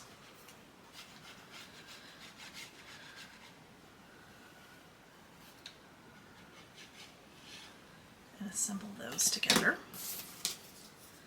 So you're just going to put glue. You can do it with tape. It's entirely up to you. Just sandwich those together. Before I do anything else, I'm going to figure out where I want this to sit. So this is out of the 6x8 pad. This is the one I'm going to use for my shaker. And really, it goes perfectly if I just line it up with the top and then center it.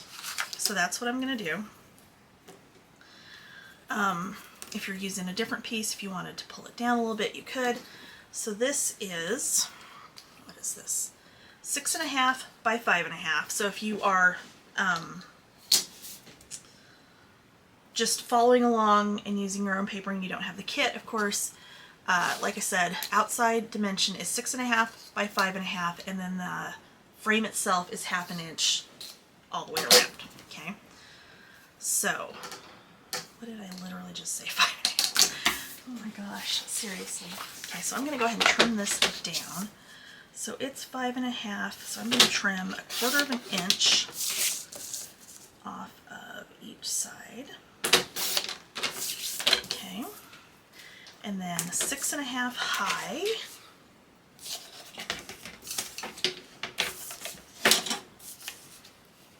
So I'm going to get that just a hair under 6.5. So that's going to be ready to go on the back of the frame. Okay, so what you're going to do is you're going to take this little piece, we're going to center this on here, and then trim it. So you can get out your spacers and your scoreboard and like get all, you know, exacting with it. It's not really necessary, I don't think, because it is a shaker frame. It's getting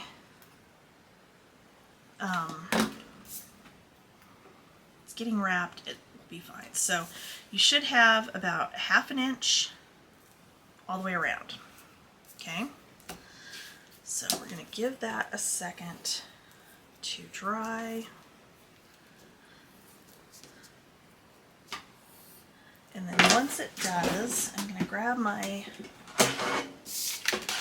self-healing mat, and I'm going to grab my knife, and I'm just going to start in a corner, so corner to corner, and I'm just going to cut. Okay, because we need to wrap this, so that just needs, and it doesn't have to be like super perfect, because I mean, you're wrapping it, it's gonna be fine. Okay.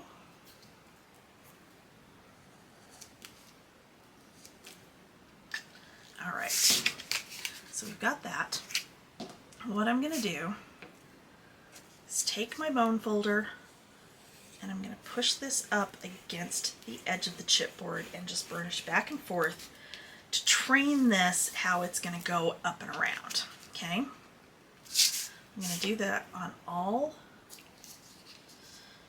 4 sides.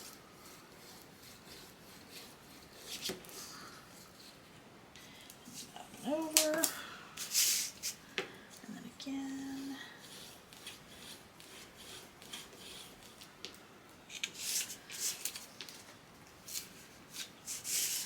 Okay.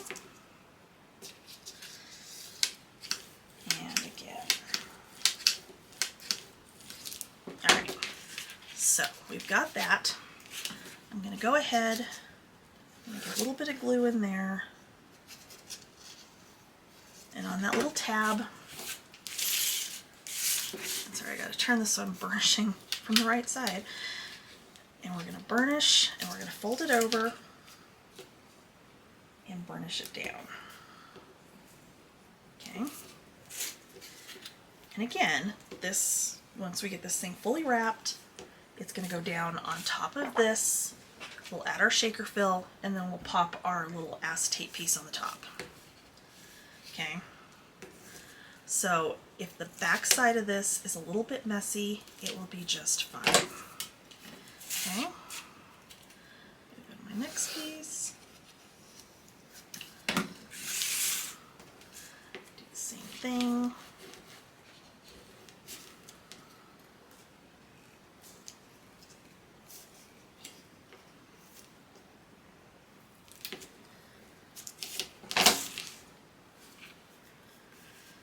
And in some cases, when it is a smaller piece like that that you're dealing with, it is easier to just, you know, get it started with the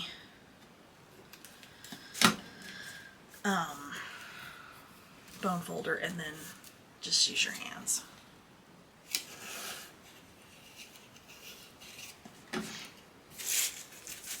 Okay. And again.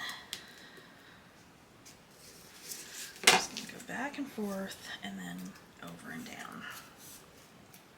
Because the biggest thing is you want to make sure you're pushing it up against the edge of that chipboard and getting it flush and smooth along the inside, because this back side doesn't matter nearly as much. It's all getting covered up. Okay, so one more time, up against the edge of the chipboard, I am just pushing that up against and then over and down.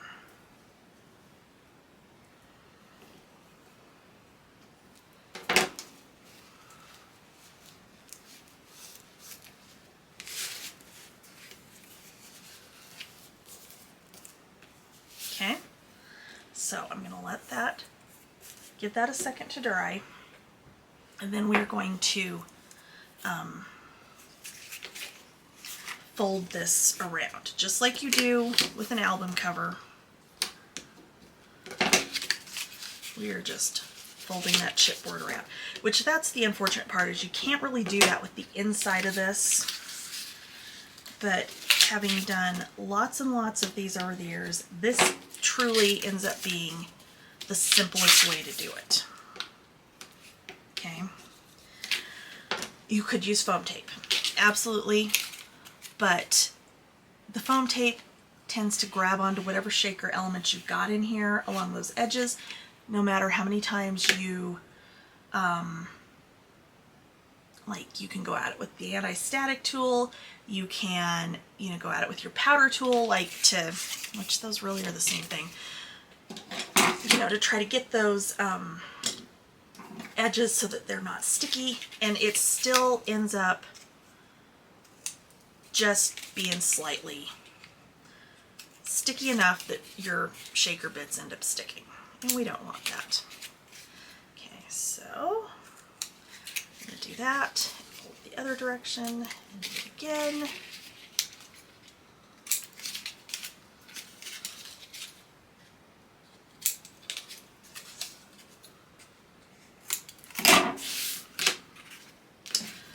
And then we'll do the same thing we just did, only we're going to do this more like when we do a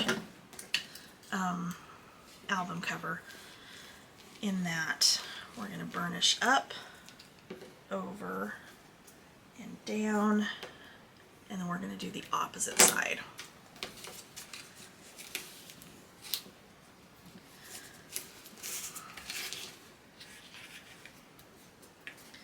Like so.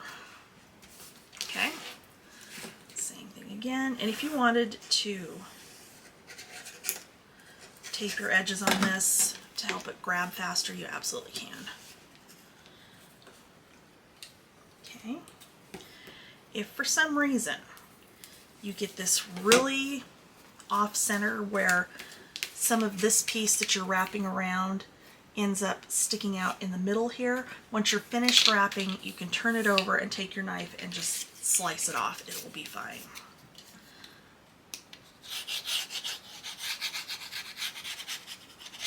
Okay.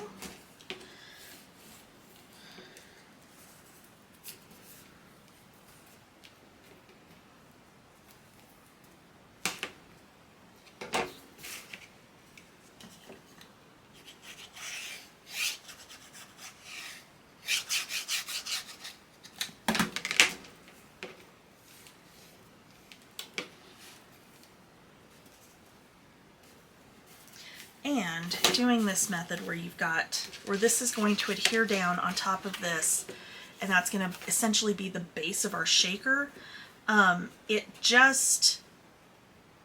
helps you, number one, to build the shaker off of the album so that you can place it. And then two, you're not trying to put this on the cover and, you know, like build it on the cover, okay? So it just, overall, it makes it easier to assemble. So, got that ready. I'm gonna go ahead and get glue on the back side of this. So the side where we have done all of our folding around and adhering the cardstock down, because you do want the pretty side facing up. Just on the off chance you decide you don't want to do any kind of matting. The reason I did not cut the matting for the frame for this for you is because I don't know what you're ultimately going to want to put in the middle here. I don't know what you're ultimately going to want to mat your cover with, because I'm not even sure what I'm matting my cover with at this point. So we'll have this assembled, and once I've matted my cover, I can put it on there, I can make it straight, I can turn it, however I decide I want to do it. Okay, so before we do that, and I end up bumping them and knocking them all over the place, we're going to take our acetate piece, and you're going to take your 1/4 inch tape, and you are going to go around your acetate as close to its edge as you can get. Okay? It is slightly smaller than your frame by like a 1/16 of an inch, I think, which is by design so that it's not hanging out over the edge of your frame when everything is said and done.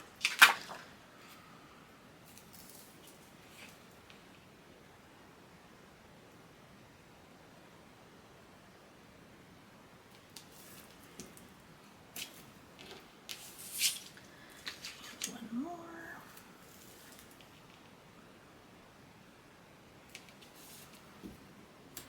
Okay. All right. So I'm going to burnish those down to make sure they're good and stuck.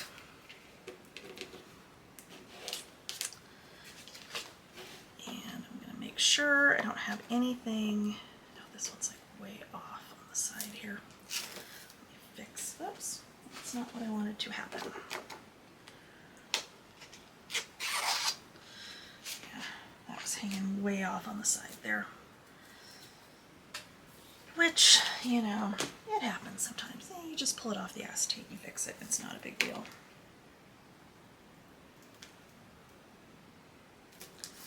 Okay, there we go. Much better. Alright, so I'm going to move this off to the side. I don't think mine needs wiped off at all on the inside. The outside might, but I can do that after it's assembled. So I'm going to take my shaker fill, and I'm going to just sprinkle some of these in here. I'm not going to use all of them. I don't know that you will need to, it's entirely up to you. If you want more in here than what I'm putting in, because these are polymer clay, they're a little bit, sometimes you'll get one that's not, kind of like, I don't know if you can see on that one, like it's kind of sticking up funny on one side. Kind of be mindful of that when you're sprinkling these in there, and just pull any like that out. Okay, I think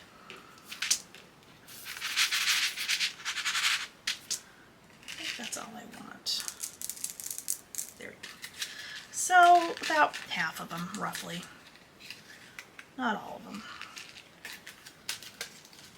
But you can absolutely do it however you want to do it. So this is going to go down on top like so. So what I'm going to do is I'm going to pull and fold back the backing on the corners. Okay? Just like this. So that I can get this lined up where I want it.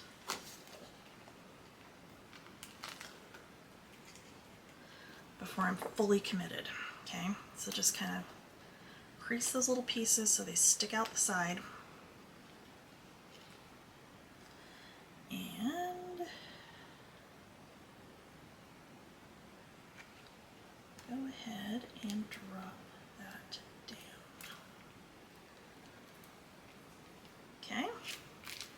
So we're going to go ahead and then we can just pull those out and burnish. And pull it out and burnish. Pull it out and burnish. So, like I said, the frame itself is 5.5 by 6.5, so this was like, I don't know, 5 7/16 by 6 7/16. So just, just a hair smaller. So there's our shaker. Doesn't stick to anything on the inside. We're all good to go. And that will go on the cover of the book somehow, some way, probably about like that once it's matted. As far as matting around the outside of the frame, you can absolutely take a piece of your pattern paper and cut the frame out of the middle and make it a solid piece. If you're going to do that, I would suggest doing it, I'm trying to find something I can use to demonstrate. I don't think I have anything.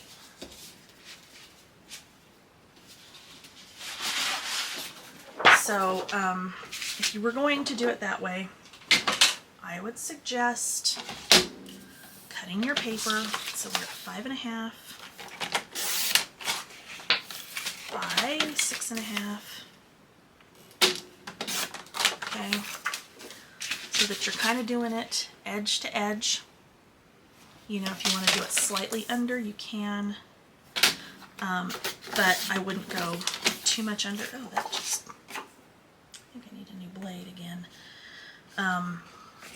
Like so, and then measuring in 1/2 inch all the way around so that your opening is the same as the opening on the chipboard.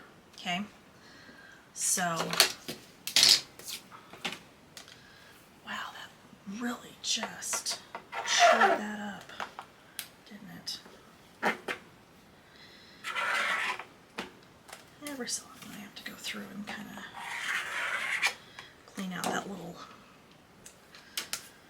spot in there where the blade goes through. But so I would go like 1/2 inch, come up here and start there, go up there, and then same thing on the other side.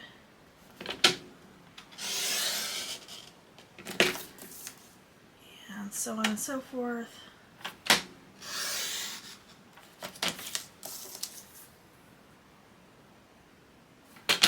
And yes, I'm absolutely kind of eyeballing about where this needs to go. This is just kind of an example of how you could do this.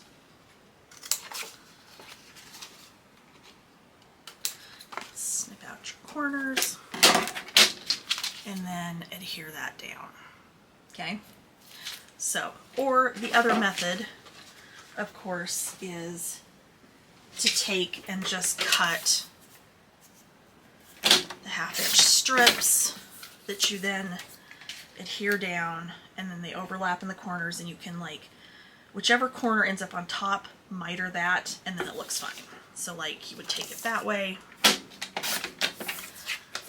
you know, so one of them flat, this one, pretend it's the actual length. You would then miter that one. So that you get that corner like so. I don't know which way I'm doing it because I don't know which color I want on my frame. So that's ready to go. At this point, matte, decorate to your little heart's content, and then you can start on your box. Although I will say, hold back some of your pattern paper to mat your box. Like, don't get crazy and like cut everything up, because then you're not going to have paper for your box. So keep that in mind. If you want to move ahead and construct your box and then go through and mat everything, that would probably be ideal, but that's literally not how I do any of this when I do my own projects. So just a thought. Okay, so for the keepsake box, everything for your box is going to be in a separate package within the kit, okay? It will be labeled, so on and so forth. So the chipboard for this has all been cut with the laser so that it will fit exactly the way we want it to, okay? The pieces are labeled, so you'll have, like, for example, that's probably not the best example, side B, side B, side A, side A, okay? So essentially, let me move these out of the way. You'll have your box base, which is clearly marked. You'll have side A and side A, okay? Side B and side B, okay? So sides with the same indication will face each other, okay? So these are the sides of your box, sides of the box. It's going to be the same thing with our little bumper piece that goes down inside. So we have bumper A and B, we've got our little false bottom piece that we will just wrap with chipboard and mat, add some ribbon to pull it up and out. And then the same thing with your lid. You've got B and A pieces for your lid, okay? This one, you can either prep all of this. This one, I would say prep this like you would an album cover, with the one side covered with tape, and then you're gonna wrap it. Because the process I've been using to make boxes for a very long time at this point is essentially the lay flat album method, just slightly modified. So you can with this, and because it's a box, it's not, you can use all tape on the back like we typically do with an album cover, or you can glue these, because in this case it's not going to matter as much. So, you know, it is what it is. Okay, so I am going to go ahead, we'll go ahead and build our box base first. So you'll need sides A and B and the box base out of your cardstock from the box pack, and I do not have this written down yet. You're going to do 4 pieces that are 7 by, I'm sorry, 2 pieces that are 7 by 10.5 and 2 pieces that are 7 by 10. Okay, so I'm going to go ahead and just cut these 2 at a time.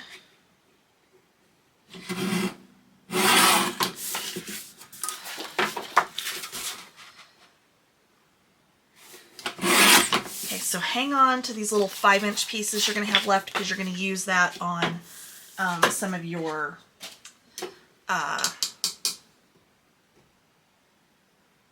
lid pieces. I was like, what are we using this on? Oh my gosh. Okay, and then 10 by 7. Slide this back out of the way. Oh, and then for our base, it's going to be 10 by 10.5.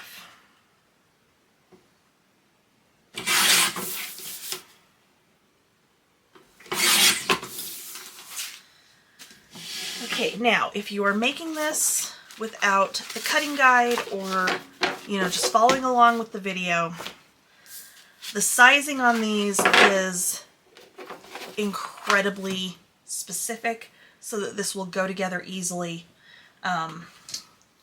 So the base is going to be 8 by 8.5. Side B is going to be 5 by 8 and 9/16. Side A is going to be 5 by 8 and I think it's 1/16. So if you didn't buy the kit, the box is going to be, it might be a little bit of adjustment as you make it. If you've bought the kit, these are laser cut. This is going to go together really, really easily.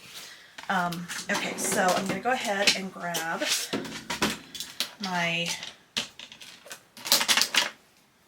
1-inch spacers, so my cover and my top spacer. And I'm going to put my cardstock in here because, again, where this is essentially the lay flat method, just slightly modified for a box. This is how we're going to do it. So I'm going to go ahead. I am going to glue mine for this step. When we go to wrap this, I'm going to do the combination. But for this piece, this step right here, it's not as big of a deal. Okay.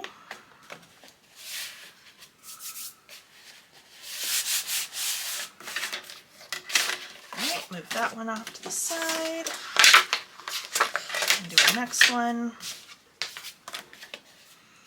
And this is A. Yes. Okay.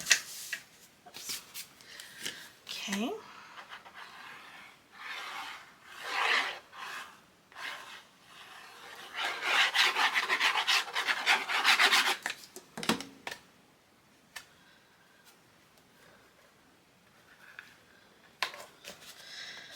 I was incredibly hesitant to do a box for a kit, simply because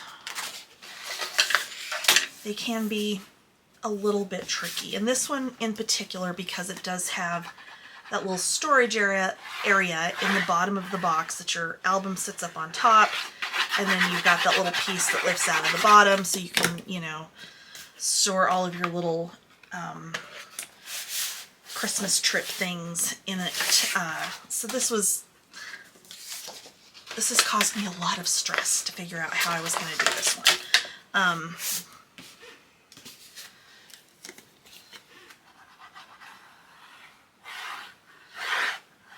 But like I said, I can put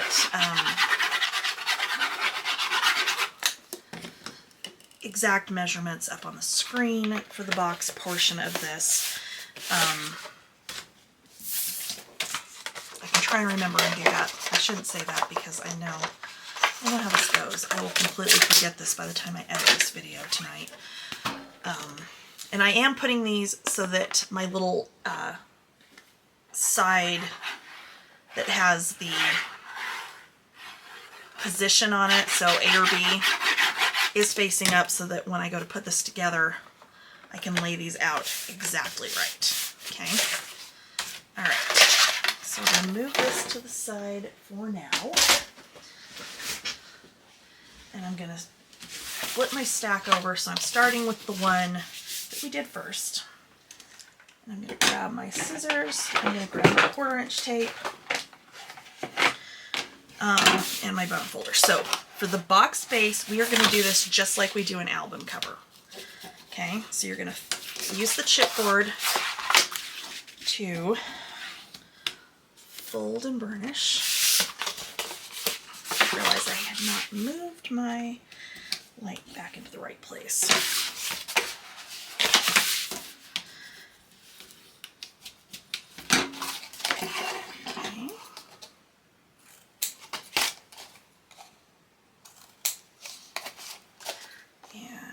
Miter, just like normal.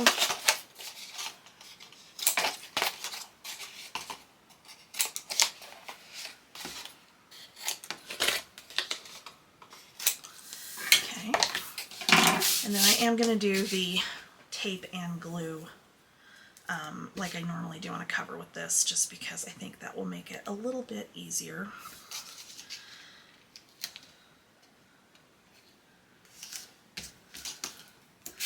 Now, when I was testing my prototype last night, like this part of it, no problem. The lid I made like 4 times last night. So, a lot of trial and error, but it's okay. It is to be expected when doing something like this, especially because I'm doing it in a way that I have not done this before. Okay. Normally I have, you know, of course, cut all the pieces with the trimmer and then, you know, had to kind of, I don't want to say necessarily fight with them, but, you know, you do a lot of like manual trimming and it can be kind of difficult sometimes. But I don't know that I've made a box in a long time. Okay, so along the edge here, just like normal, up against the chipboard, fold over and burnish down.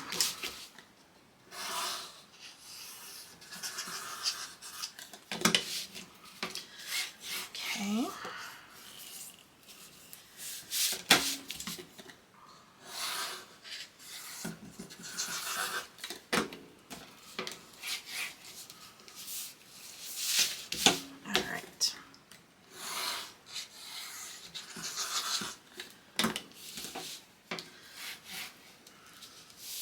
Okay, so that one is good to go. Set that aside.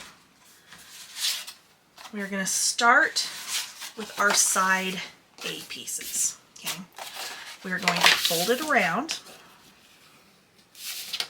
and miter just like we normally do.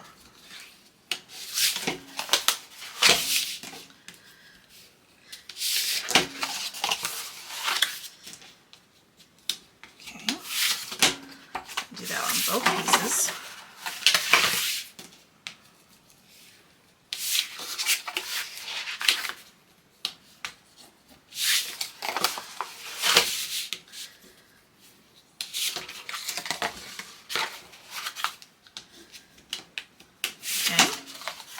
You're going to miter. I think I just said that, didn't I?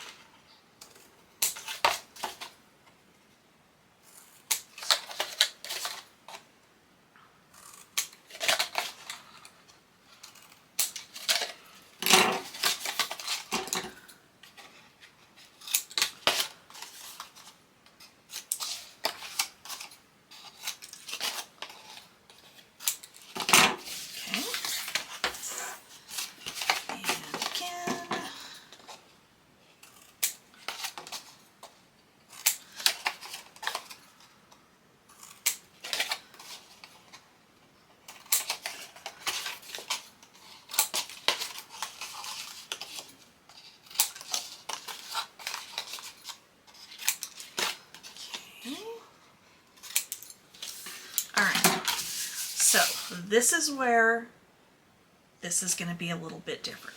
So for the A pieces, the B pieces are going to be different, but for the A pieces for this step, we are going to wrap 3 sides.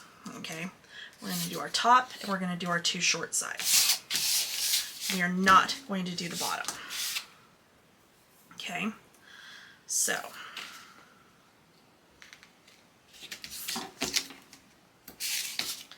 I'm going to go ahead and do my tape on 3 sides only.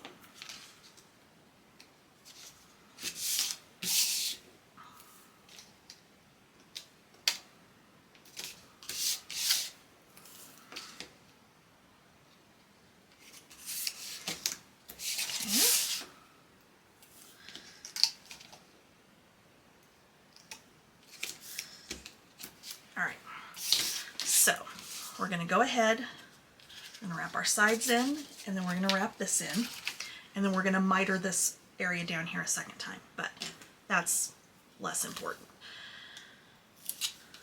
In fact, it's kind of optional, but I'll show you why here in a second. Okay, so I'm going to go ahead and get the backing off, and then we are going to go ahead and do this just like you would if you were building an album cover, but you're only going to do the 3 sides. I'm going to need to fill that here in a second, but we're good for that.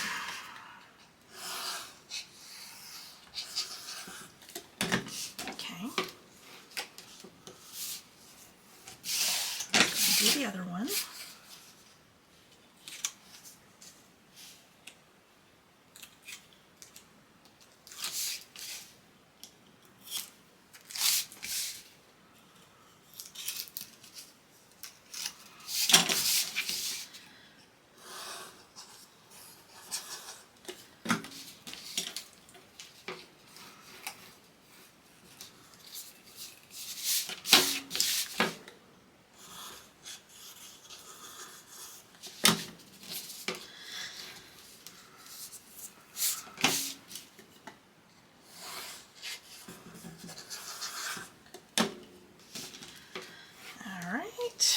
Okay, so we're going to miter on the bottom here again, and you're going to be fairly aggressive, okay? The reason for this is going to end up overlapping, I'm going to show you my prototype, on the bottom here, okay? So we want to just get some of that bulk out of there. Not that it's going to matter a whole lot, it just, I think, makes the bottom of the box look better, okay? Set those 2 pieces aside for right now. We're going to go ahead and fold around and miter on both of our B pieces.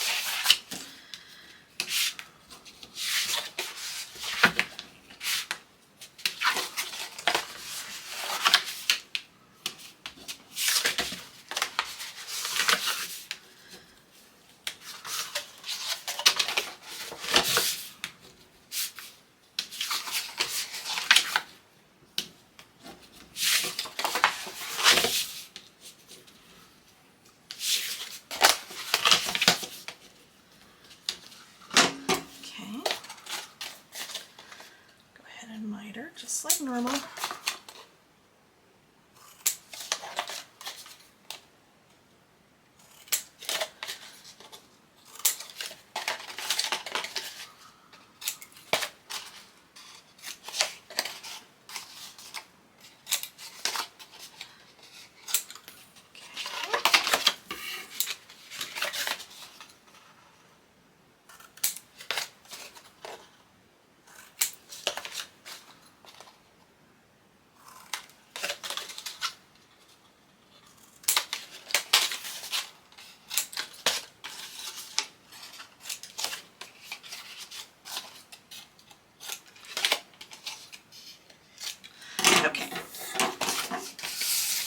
On these, we are only going to wrap this top edge. These sides are what are going to attach to these to form the outside of the box. Okay, so for these two,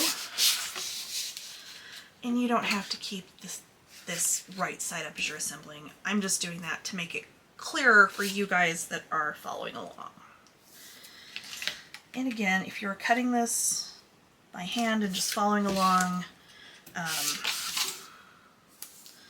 without the kit, I would go ahead and mark which side is which, or which pieces are which. Okay, so I'm going to go ahead.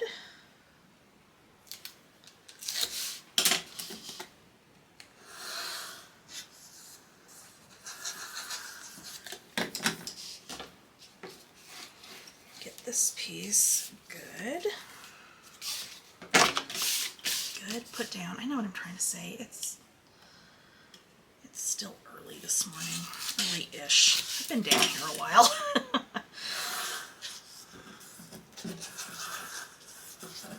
Okay.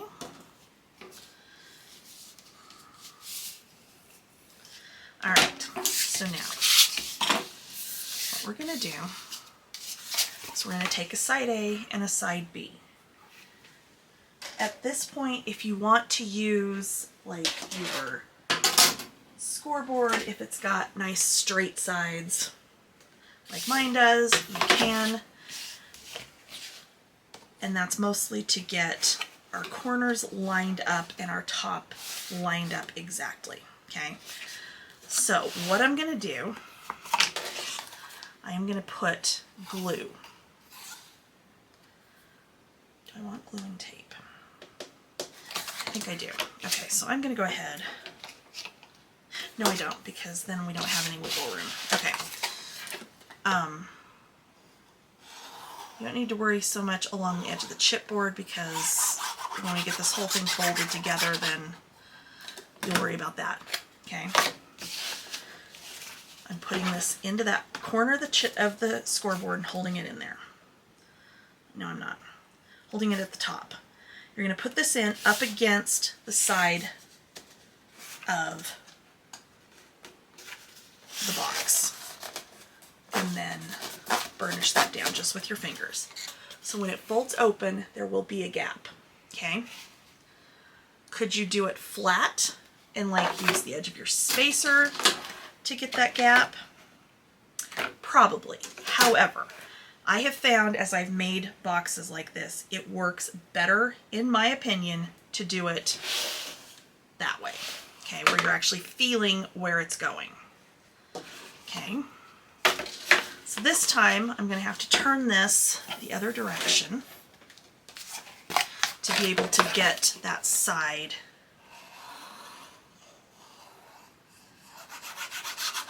or the tops flush up against something to make sure they line up. I'm setting this again where I can feel that I'm up against the edge here, and then I can push that up in that corner, grab onto it, and burnish. Okay. Okay, so we got 3 sides. We just need to get this side attached, okay?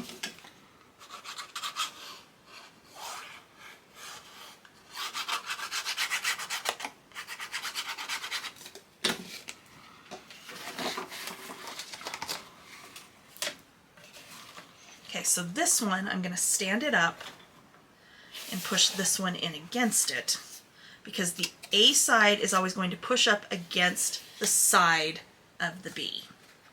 Okay. All right. So I'm going to let this sit for just a second to dry. What we want to do, because once this is fully assembled and we do our little bumper pieces in here, okay, they're getting wrapped, but they're not going to get wrapped 100% because they don't need to. But we want to mat along this top edge, okay? So these are 2 inches high. This is 5 inches. I am going to go ahead and cut 3-inch high strips that are going to mat around the inside of this, okay? And before I do that, I'm going to scrape all of my little scrappy pieces here off into the garbage. So they're out of the way. Okay. All right, so for this inside edge on this one, I'm going to use one of my, do I want to use that one or the gray? No, I'm going to use the red. Okay, so I'm just going to cut this.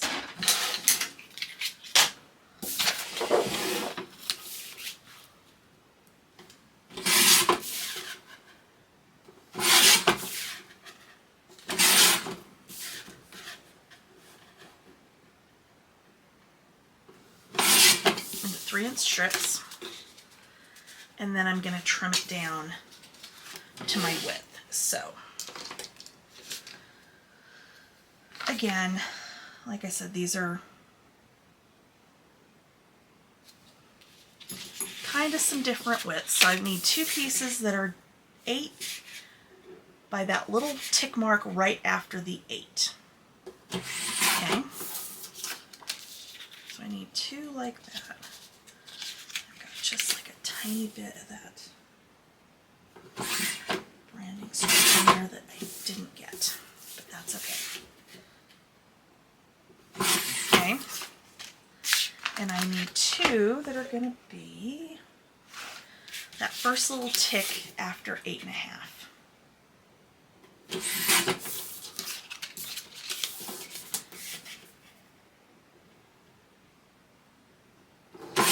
Okay, hang on to those for photo mats. Okay, all right, so I'm going to go ahead and glue these down. You know, give yourself your little gap at the top, or little, not gap, just slightly down from the top, because our little bumper pieces are going to cover this up on the bottom, which is what we want. But we want this matted before we finish putting this together. Otherwise, it's going to be incredibly difficult to mat.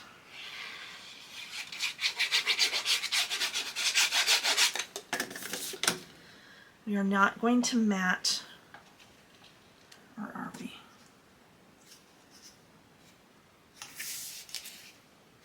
Okay.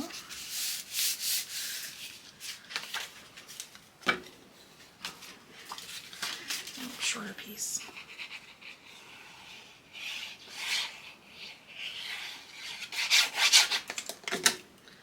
Now we are going to mat the inside bottom. Okay. Make sure I picked up the right piece there.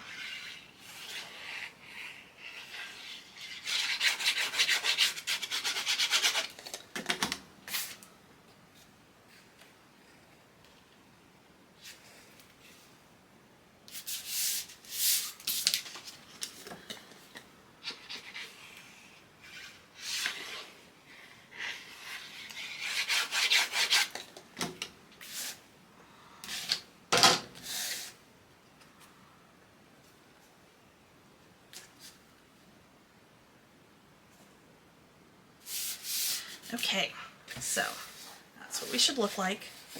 So now we're going to fold this up. As you do, you're going to tuck the A piece, which is our shorter piece, against the side here, okay? So not like this, it's going to go up against the side. And then we'll glue this piece over. Okay? So I'm going to go ahead, get my glue on here.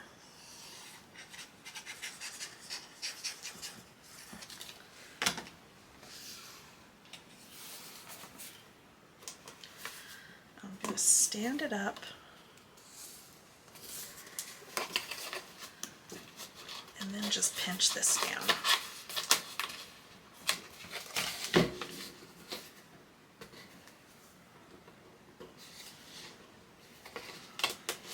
Okay. All right, so we're gonna let that sit for just a minute. And you'll see there, everything folds in. You want to, this piece, you want to go ahead and mat as well. And for that one, I think I'm gonna use,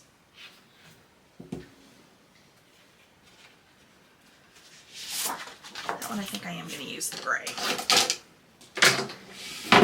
So this is,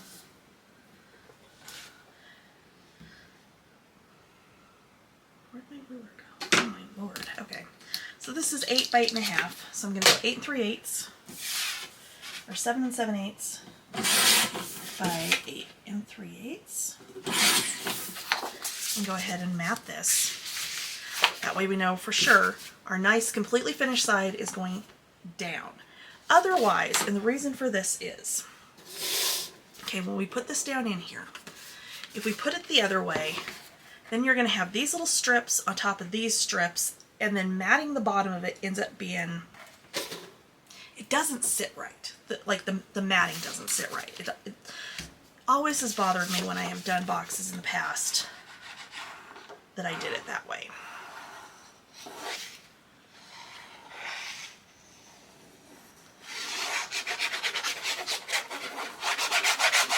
I need to refill my glue. Okay.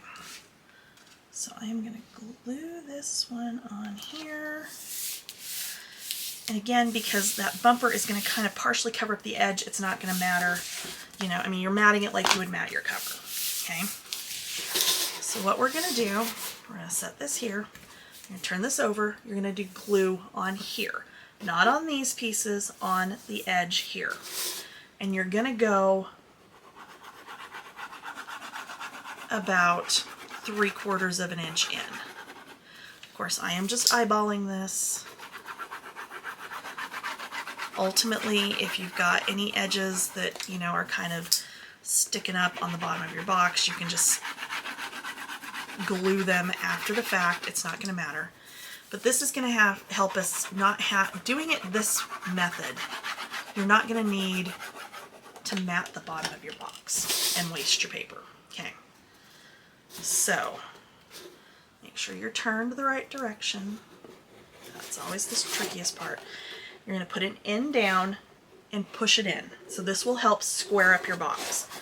Drop it down and push it down, and there's your box. Okay? So I'm just going to push that down in, and I'm going to let this sit and dry. So while this dries for a minute, I'm going to pause and refill my glue.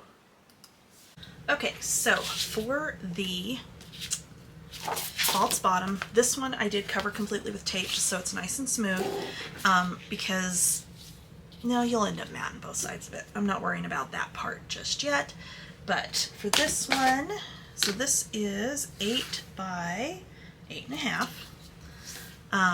So our cardstock for that needs to be 10 by 10.5.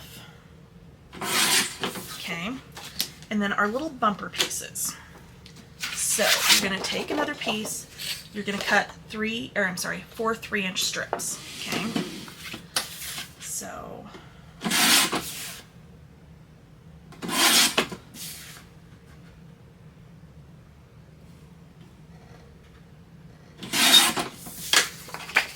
okay, with those, for your A strips only, you're going to cut 2 of these to 10 inches long. Okay.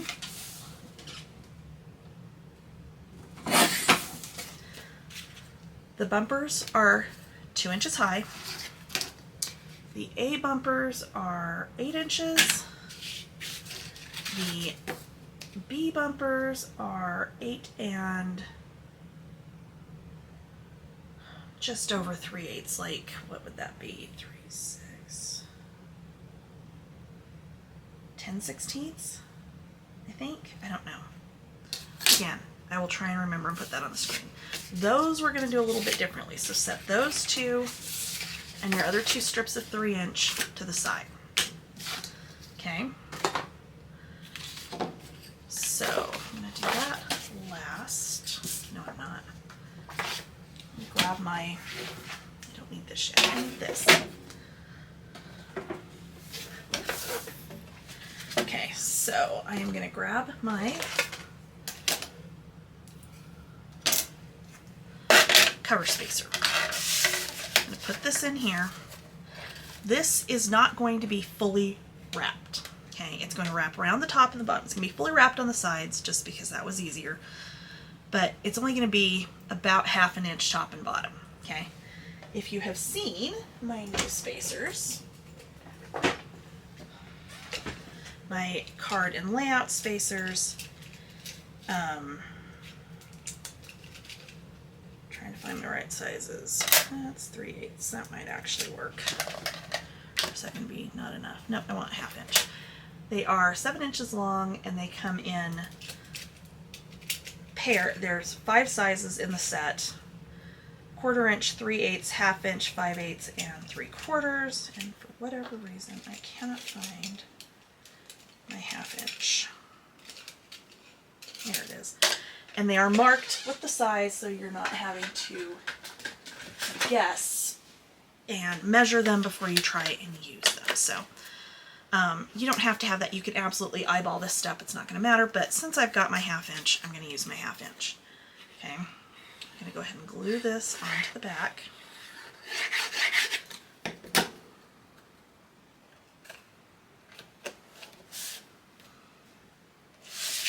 Get that out of the way. Grab our next piece. Oh my gosh, I have both of them in there. I did.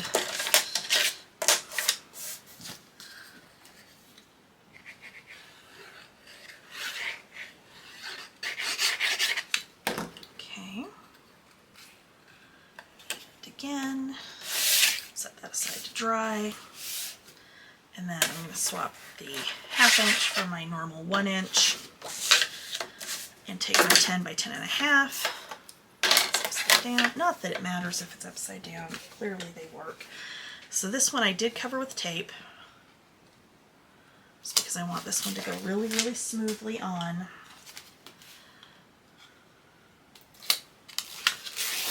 And honestly, the tape can get expensive. So overall, make sure I'm turning this the right direction. You don't always have to use the tape. Okay. At least for this step. Alright, so we're going to start, actually stack both of those underneath that so it's got some pressure on it, because it doesn't look like I got carried away with the glue. So, which happens, where'd my bone folder go?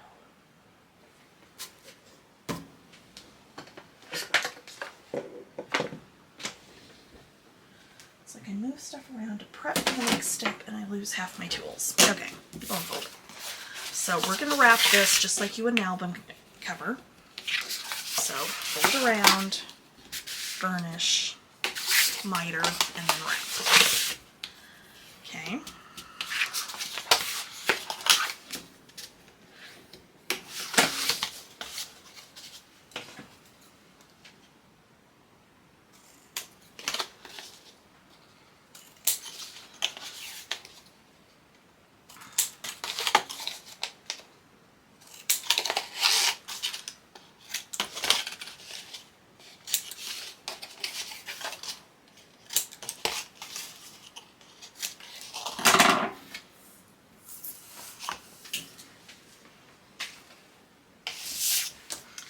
And then go around with your tape.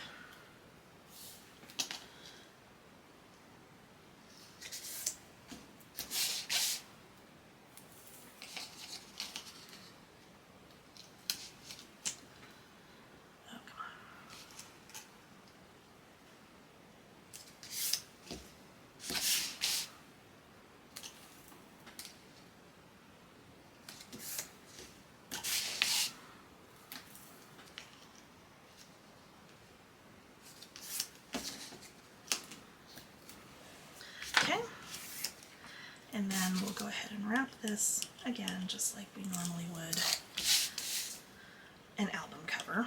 And then we'll set this one aside, and then we'll deal with our bumper pieces.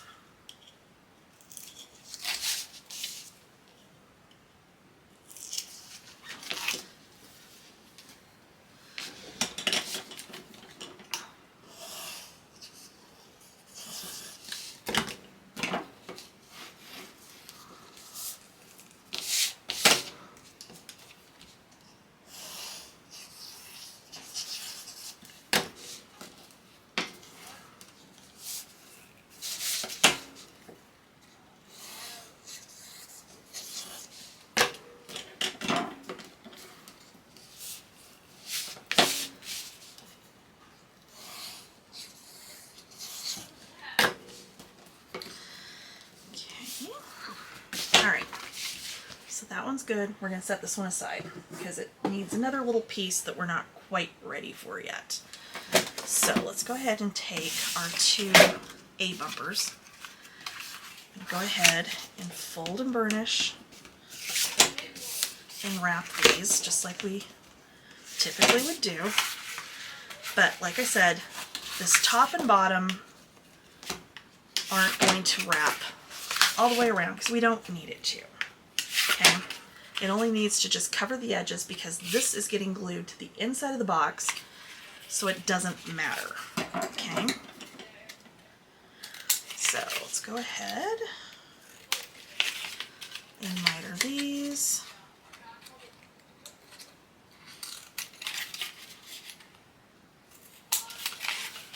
And like so.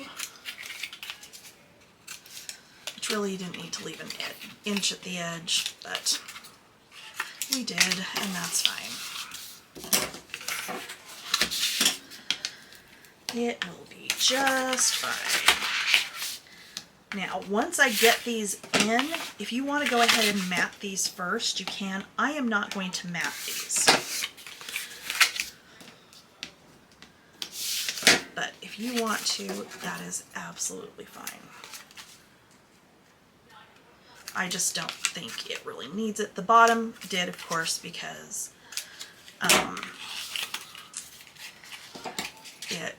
when you take your little false bottom piece out there, you are going to see the bottom. The sides, honestly, are not noticeable, that it doesn't really matter. Okay, so I'm going to go ahead and I'm going to glue my short sides down. Maybe. So again, along the edge of your chipboard, fold this over and down. If you want to do the tape method, you absolutely can. I probably should have, but it's okay. Alright. And I apologize if you can hear my son in there on the computer with one of his friends doing God knows what. Probably Roblox. No, I know it's Roblox.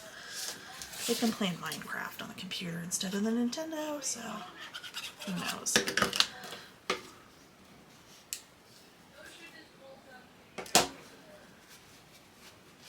Okay.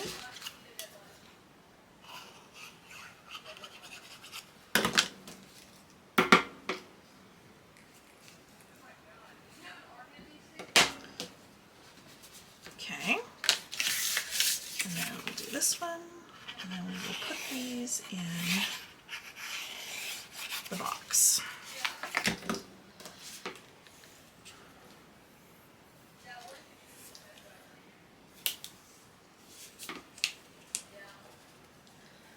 Not get enough glue on that one, but it will be fine.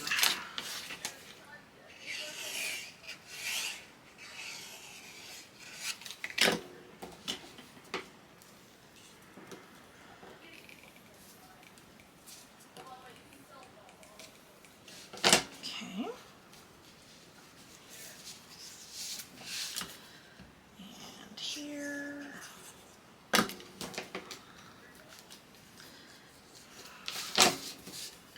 Now, you may be wondering why we're not doing this like we did the sides of the box.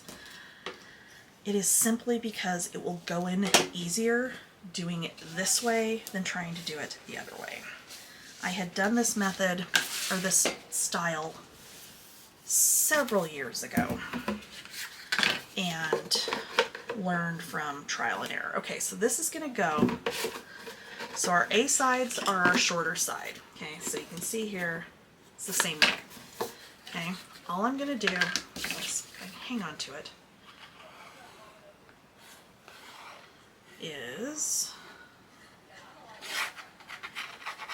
my glue on here. Okay, it is literally just going down like that. Okay, so I'm gonna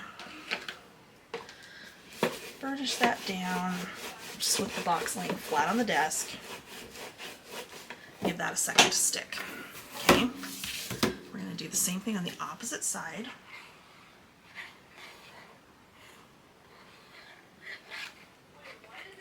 This is why I like art glitter glue, because it does dry really fairly quickly. Okay, and I just got glue where I don't want it.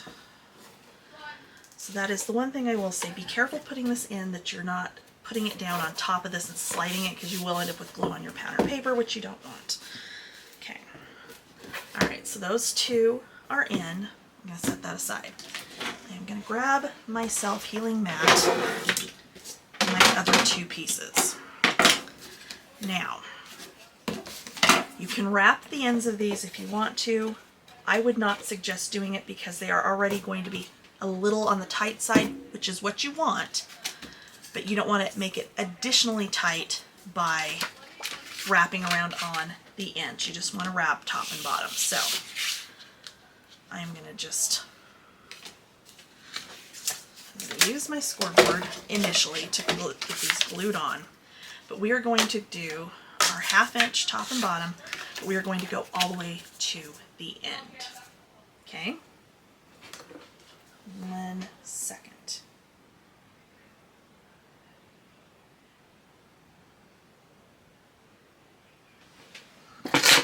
All right.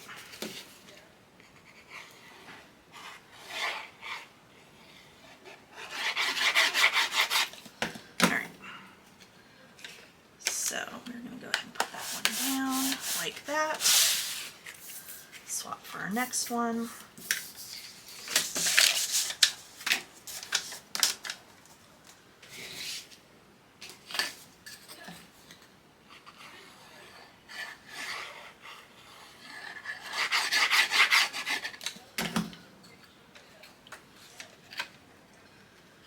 And that one.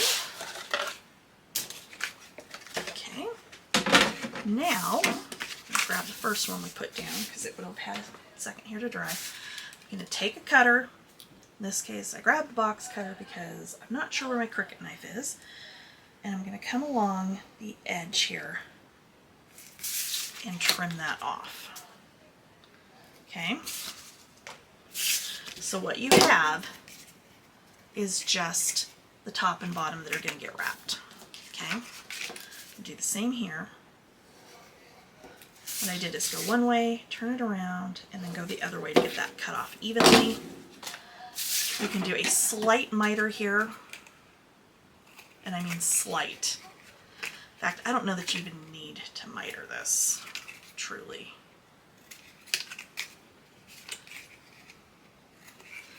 But you can.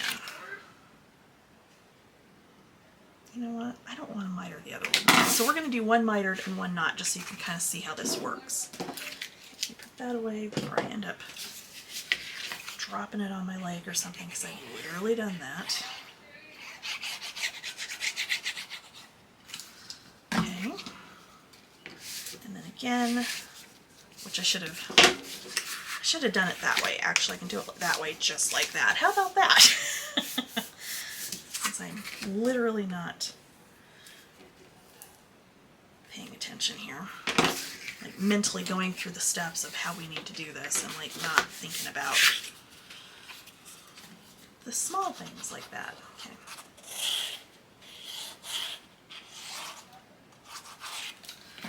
All right.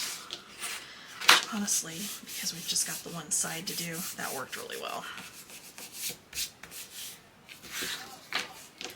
Okay. Same thing on this one.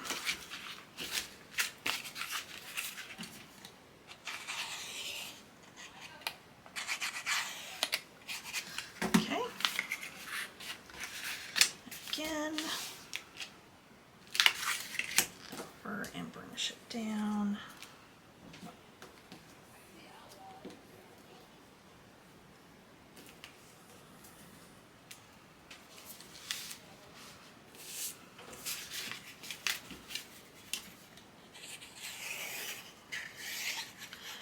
I don't think you really need to miter. It's not hanging over on this at all. So I think it'll be fine if you don't want to. Because it is kind of tricky to miter this because you don't have, you know, you're having to do it from the back side and yeah. So probably not 100% necessary. Okay, so now these pieces are going to go in on the sides. You're going to start, okay, so I'm going to show you before I get glue on the back of this. You're going to kind of come in at an angle, get it seated in the corner, and then push it down, okay? It's going to be a little bit tight. That's what you want. Okay, so going into the corner. I'm trying to do this left-handed so you can actually see what I'm doing. And then you'll push it down. Okay, so see how mine's kind of sticking out a little bit? You're just going to burnish that. That will pop down into that corner. And there you go. Okay, this helps also further strengthen the box.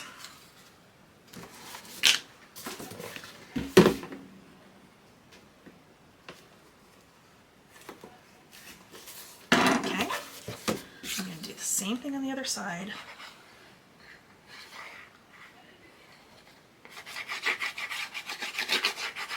Okay, so again, I'm going into the corner, pushing this down, and then with my bone folder, pushing that down flat.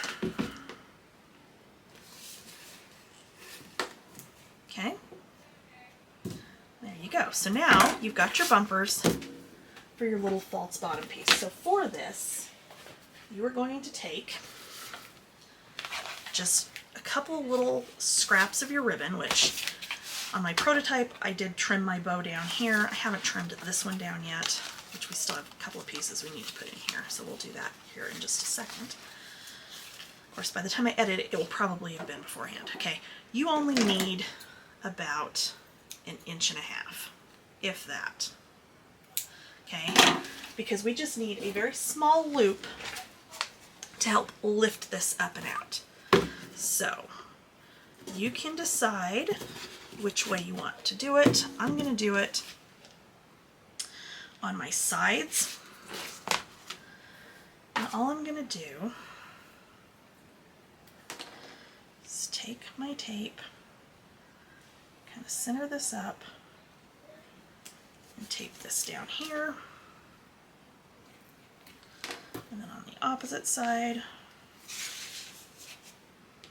so I can turn it that way so I can see exactly where I'm lining up. Flip it over, and then leave it kind of popped out like that. Because again, you're going to mat this, so ultimately it's not going to matter that it's hanging out, okay? And all this does is this just sits in here like so, false bottom, and then your album sits in here on top of it, okay? So you can take out your album, you pull up on your little ribbon piece and lift that out, and you've got that entire space underneath to put any little keepsakes. So Disney maps, you know, if you've got little tickets for something, you know, if you're going to Disneyland over Christmas during the 70th and you've got the little souvenir ride tickets that you can get at the different, there's, I think, I don't remember if there's 5 or 7. I know there's one like by the Jungle Cruise, and you go wave your magic band and it pops you out a little souvenir ticket. You can store all of those kinds of things in there if you didn't want to permanently put them into your album. You know, any little, you know, baubles and bits that you pick up over your trip, that all gets stored down in here. If you've got Christmas cards that you want to save in here, you can do that too. If you're, you know, not going to the parks and you just want a Disney themed Christmas album, I literally, my upstairs tree is Disney themed. It is all Disney ornaments. It has mouse ears. It has a Mickey and Minnie tree topper. Like, it is 100% Disney. So, like, you know, we always take pajama pictures in front of it. My son always gets Disney pajamas. So, you know, I could absolutely just do a Disney-themed Christmas album without actually going to the parks, and I could put Christmas cards and other things that I've gotten throughout the season in the bottom of this. But this, of course, you'll mat this front and back just like you would for a mini album. And that's going to sit down in there just like that. Okay? So, the next thing we're going to work on is the lid. Okay, so for the lid, actually, I don't need this piece anymore. We are going to, okay, so this, of course, has some odd measurements if you are just following along. This is 8, actually no, maybe it's not. 8 1/4 by 8 3/4. Okay. So your cardstock for this one is going to be 10 1/4 by 10 3/4. For your sides, remember we have our 5-inch pieces that we have left. I think for now I want to leave them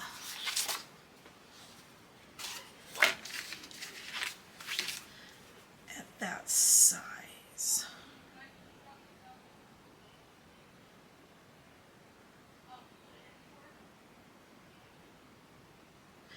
Yeah, I think we're going to leave them at 5-inch for right now. And because I cut them, yeah, so 5-inch for now. We may end up trimming this a little bit. So 5-inch by 8 3/4 and 5-inch by, I'm sorry, 10 3/4, 5-inch by 10 3/4 and 5-inch by 10 1/4. Okay.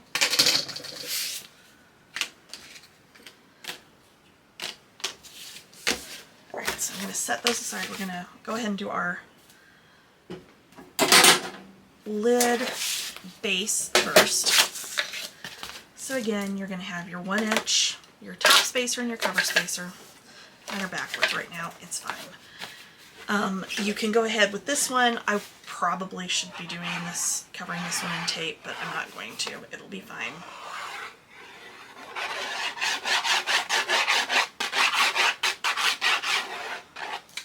In part because I've actually filled my glue bottle now. Okay. So we're going to put that one down like that.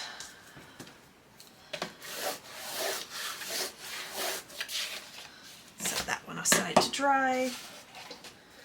We're going to take our 5-inch pieces and we're going to do those the same way.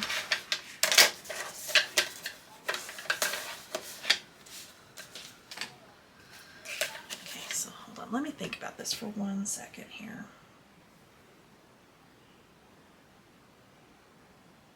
Oh, mine are slightly short. Okay, because when I cut my pieces for my side, when I did my length before I did my height. So mine are going to be slightly off. Yours should be fine. So do like when you cut your sides, do the 7-inch and then cut them to the width. So then your 5-inch pieces are the full length, so that they're not slightly short. You do not want them to be slightly short. Mine are going to be about, what, Mine are gonna be like 1/8 of an inch short. It's fine, I'm not worried about it. I'm trying to think here how I want to do this, because no, let's go ahead and cut these to 4 inches. Sorry, I was trying to think if that was gonna, like, thinking through my head how this is gonna work. Okay, so these need to be 4 inches high, not 5 inches. So I apologize. All right. So I've got my 1 inch on the top. I have got my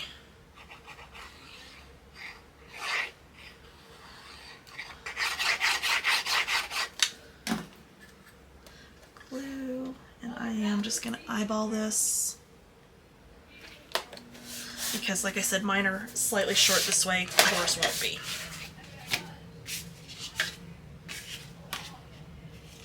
I just do that again. Yes. Oh my gosh. So, making boxes this style, the lid is always the trickiest part, because you don't want it to be too loose, you don't want it to be too tight, you want it to just fit. Okay, so that's where the lids end up being some kind of oddball measurement sometimes.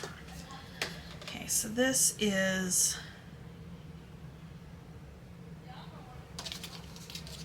hold on. Okay, so my B pieces are 2 inches by 8 3/4. These might actually be slightly under that. Well, maybe they are right at 8 3/4. My A pieces are 2 inches by 8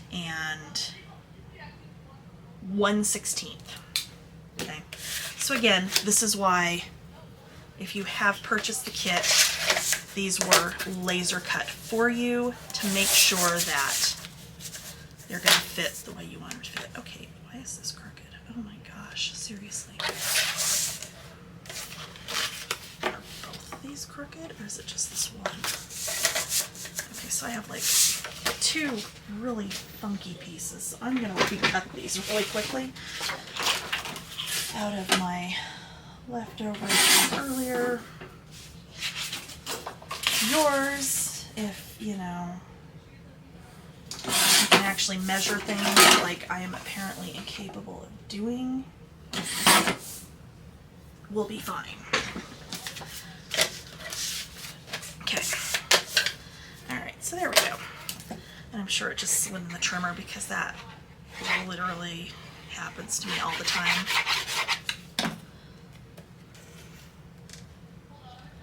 Which this one I did actually just cut the right way. So the 2 B pieces, it's more important that you have that inch on each end. The A pieces, it's not quite as much because those are going to get, the sides are getting wrapped in, because the construction for this piece, for this section, is going to be the same as doing your base. 1 second. Sorry about that. He's playing Roblox and he's on speakerphone with his friend, and he's now been warned very forcefully from the doorway. As opposed to me hollering at him from in here, which if I was not recording is how that would have gone. Alright, so we are going to flip both of these over and burnish just to kind of spread that glue. We're going to set those 2 to the side for now. We're going to go ahead and wrap our lid in full, just like you would normally do with an album cover. Again, because the lid construction, like to actually assemble it, is going to be the exact same as how we did the box itself, the base of the box. Okay. So we're going to fold, we're going to miter,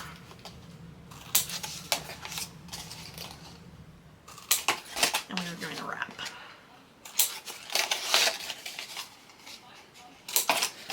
Okay.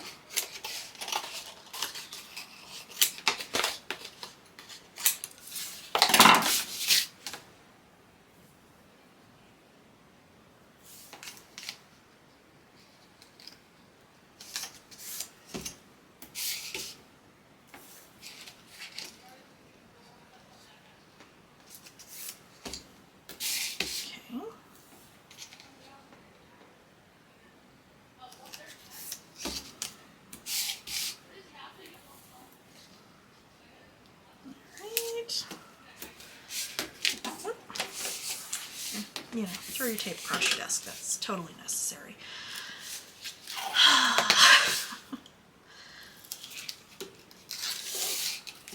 Because like I said, this was the part of this entire project that was just stressing me out, and I absolutely wanted it, but it just, I've been worked up about this for days. Okay, so we're going to wrap this.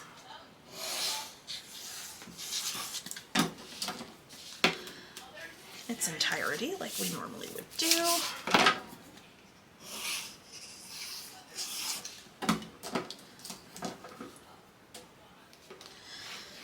Okay.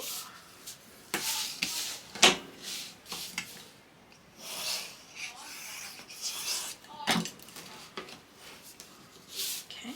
Oh, man, I've got glue everywhere, don't I? Not that it's going to matter in the end, but... Okay, so our two A pieces, we're going to fold and burnish, just like we've been doing.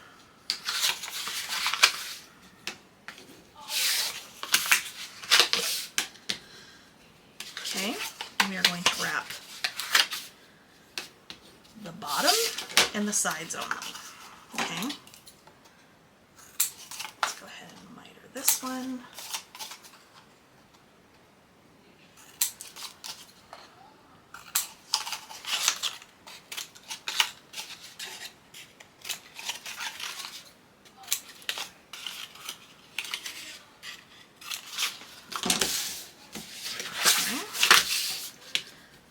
This one.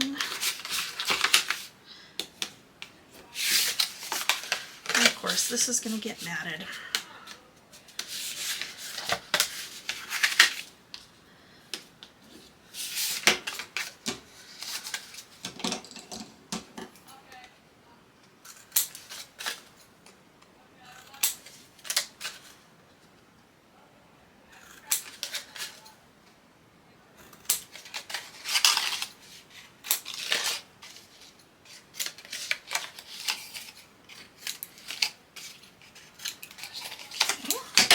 Alright, so again, we're going to wrap like this and leave this piece unattached.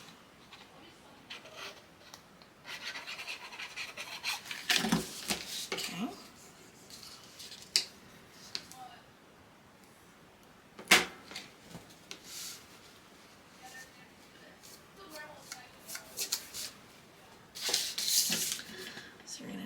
Ends first.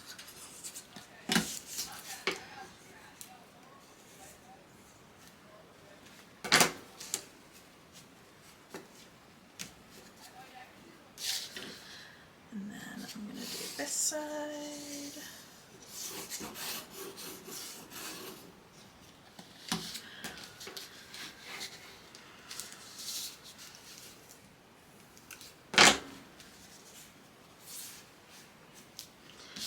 And then you're going to leave that piece, but we are going to miter this one a little more aggressively, just like we did with the box itself. Okay, same thing on this one.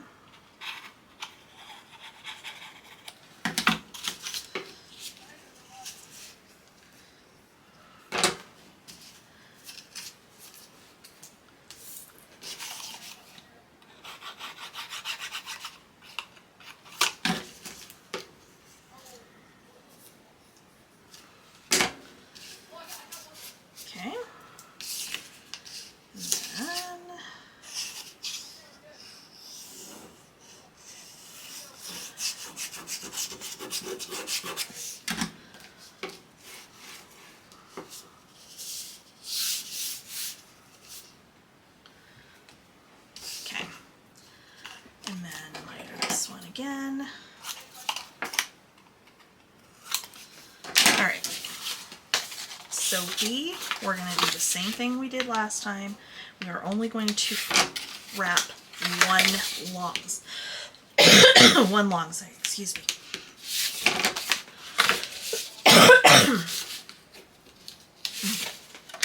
Sorry, give me 1 second.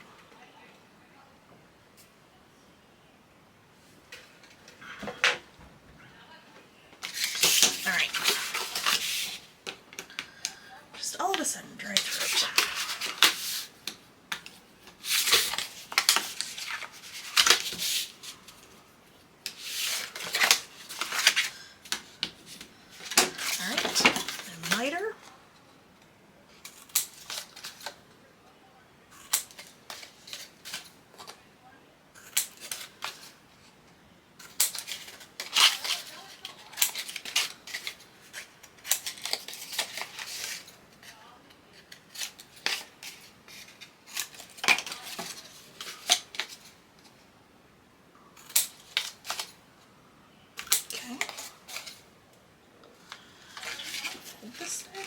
Oh, maybe I didn't. That's okay. Alright. And then I didn't. Oh my gosh. How do I manage that? Ugh.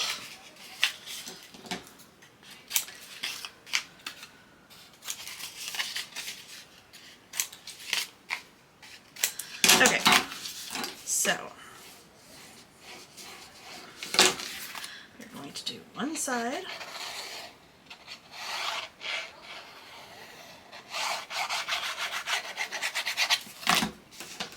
Okay. So up, over and down, and again, you could have done tape and glue on this. Would have made it a little bit easier for sure. But that's okay.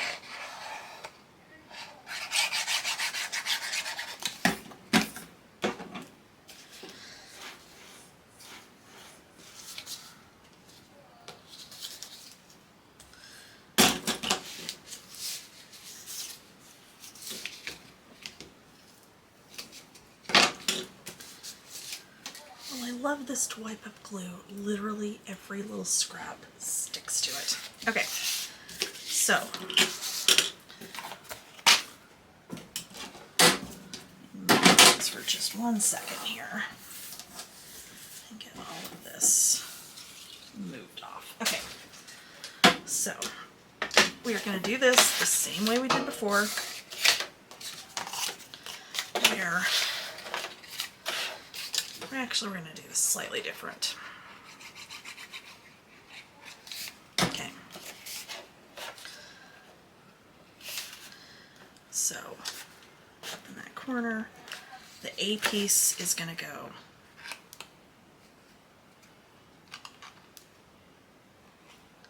slightly underneath the B piece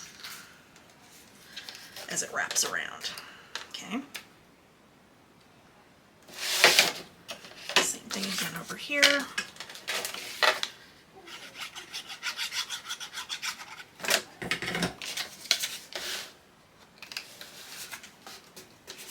Okay. And then one, oh, except that guy didn't want to stick.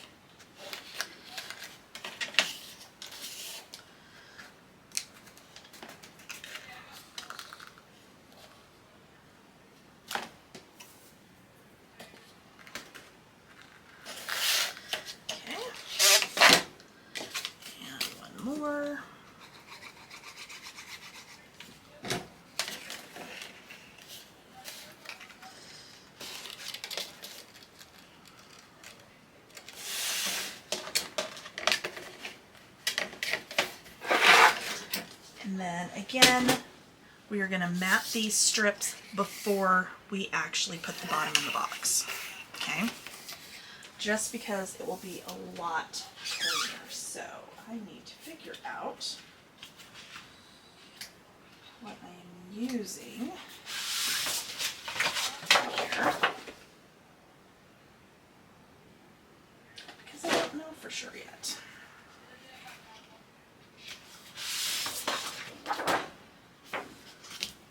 We're going to use this one. So I want these pieces to be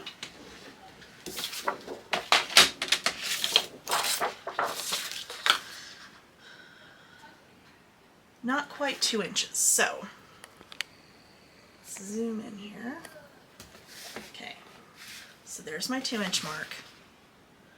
I'm not going to go quite to that, but I'm not going to go quite to the little mark next to it. I'm going to go literally just a hair under. Okay. And I'm going to cut that width before I cut the length.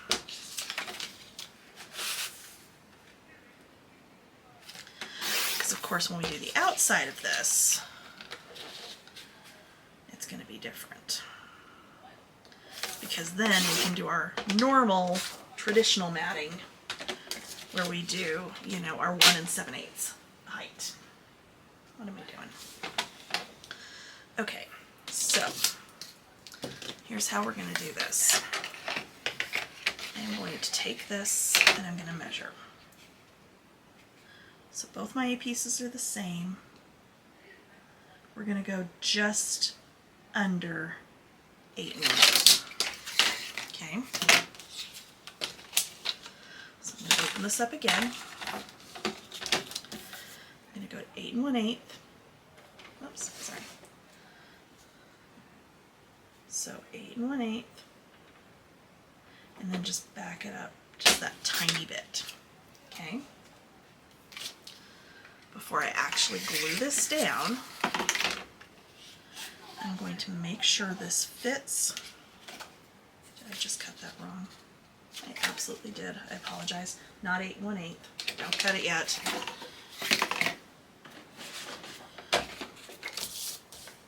One more piece here. Okay. So before we actually cut this to length, we're going to measure this. Okay. So this is just under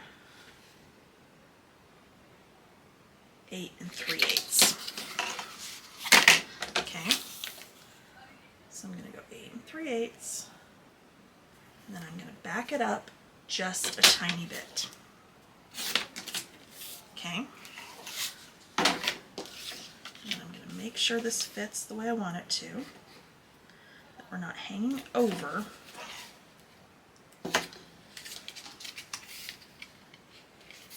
Get on that side. I need to do just a sliver off of this. So, what are we? 8 3/8. Back it up just a tiny bit more. And take that off. Okay. When you're doing this, make sure you've got a nice fresh blade in your trimmer. Okay. That one's good to go. So again, I'm going to go 8 3/8. I'm going to back it up just a little bit. And then I'm going to make sure it fits.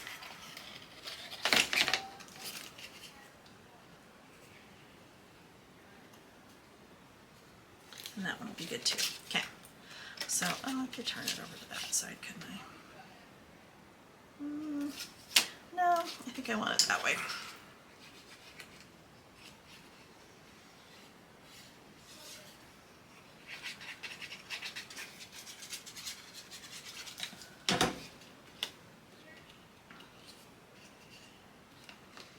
Okay. So this will fit top to bottom. Oh my god, don't turn it that way, turn it this way. Glad I caught myself because this is directional. So if you're concerned that you're not going to put it in here right, don't use directional. Because of course, when the lid's in there, that's the direction it needs to go. Glad I caught that before it had a chance to dry.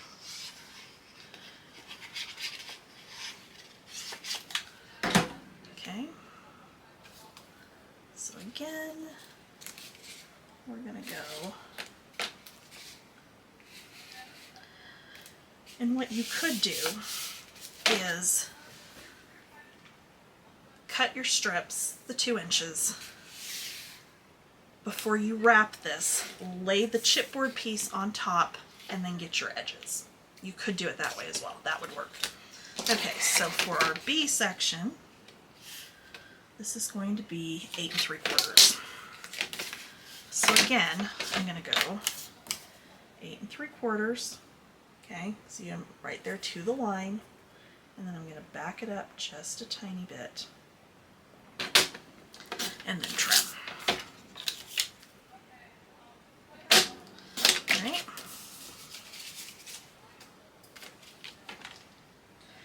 So, again, I am going to dry fit these first, make sure it lines up the way I want it to.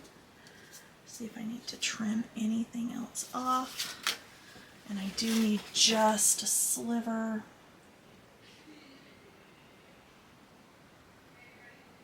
Okay, and when I say a sliver, That's literally what I'm talking about. Okay, like a 32nd of an inch. Make sure that fits and go ahead and glue that one on.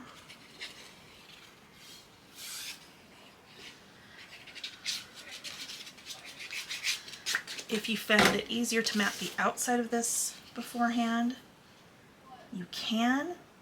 Just make sure that you don't mat wherever this is going to wrap around and attach, so that you don't have to fix your matting. I'm fine matting this after the fact. I feel like I can do it without messing it up, so I'm not going to worry about that. And this one is spot on. Okay.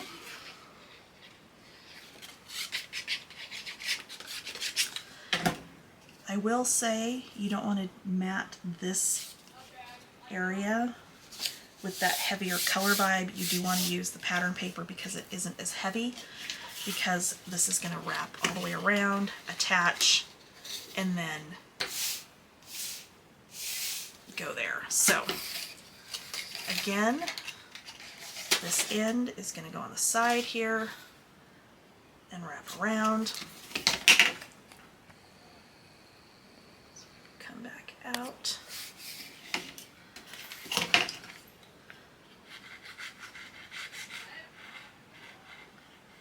I'm going to get my adhesive on there.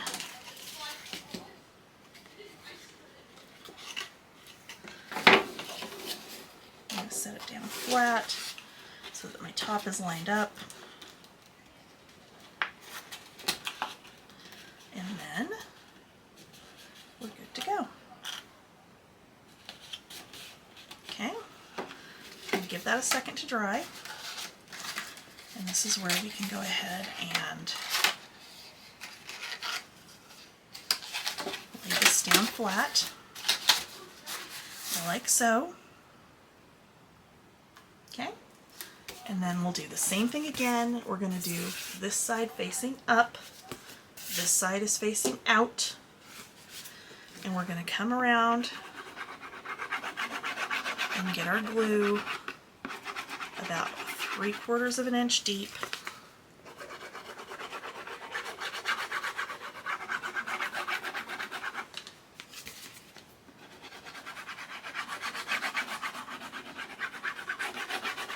Now, if you feel like you're going to have a hard time doing the box this method, you absolutely can just do the little 2-inch construction strips. So the way, you know, we built boxes forever and ever, and do that if you want. That's absolutely fine. I prefer this method. I think they come out more even and more sturdy doing it this way. Okay, there we go. The inside is matted. You're going to keep pushing down and give that a second to dry. Flip that over too fast. It's fine, because doing it this method, when you pop that bottom piece in, it squares everything up. Okay. And then you can come out here, and this is where I'm saying if it's sticking up a little bit, you can get underneath those corners that we mitered down a little bit more, but you're going to mat over the top of this, and that's going to cover those up. On the bottom of it, I would definitely, you're going to want to come back and get those little corners that it doesn't get when you push that bottom piece down in. But we're going to go ahead and turn that back over like so. Just make sure everything is good. I'm going to grab your base, and this should slide. Except I'm catching on something. What am I catching on? We may have to make another slight adjustment. I think I need about another 32nd of an inch. Your file will be fine. Mine is going to be a little bit tighter, but that's okay, because you don't want it too loose. Okay, so there's our lid. There's our finished box. Now you can mat and decorate. I will adjust the file just that tiny bit more, so yours will be just a hair bigger than mine. But at this point, you can mat, you can decorate, which you can. Okay, so base is done, lid is done. This should slide on like so. Okay. There's your finished box. So you can go ahead and mat and decorate. And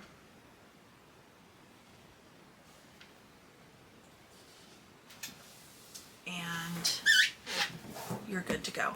So what I think I'm going to do when I mat mine is I'm going to mat this up to that edge, okay, and then do a different pattern for that second section,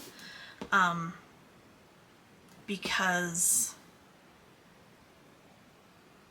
I just think will look nice, and then I can do the piece for what shows down here can all be the same pattern, which of course, depending on how you mat the book itself, you might have two pieces of the same and then you can do them the entire height, or you can do it, you know, 2 on one side, 2 on the other side, and that looks fine too. You know, your sides of this you'll be able to do all in one pattern because it's only the 2 inches. And then of course, you know, your top, which I believe what I had set aside for my top is, where'd it go? I lost it. Oh, no, there it is. My top I had set aside to use this piece and mat it down into that corner. And then of course, you know, I have that whole open area that I can decorate. But that's entirely up to you. You could do it this other way where you're getting like that little tiny, like that's what would end up being, or I could do it with this and then do something other on the top to decorate. I haven't figured that part out yet, so I'm not going to do that yet. I'm going to go ahead and finish matting the inside of my book, and then that will be good to go. Your lid will be slightly tight, but it should come off without really fighting it, okay? Your book, of course, will sit down inside like so. It does have a little bit of space, top to bottom, side to side, which you want. And then you've got your little false bottom piece that lifts out, which of course needs matted. And that, you know, you've got your little keepsake box in the bottom, and then of course your putting this in on? No. Mine just is tight. Which I think mine is tight. I know I adjusted the sizing on this after I matted or wrapped that, so yours will not be as tight. And then that goes in, and then that goes on, and there we go. That would be the finished project once it's all matted and decorated.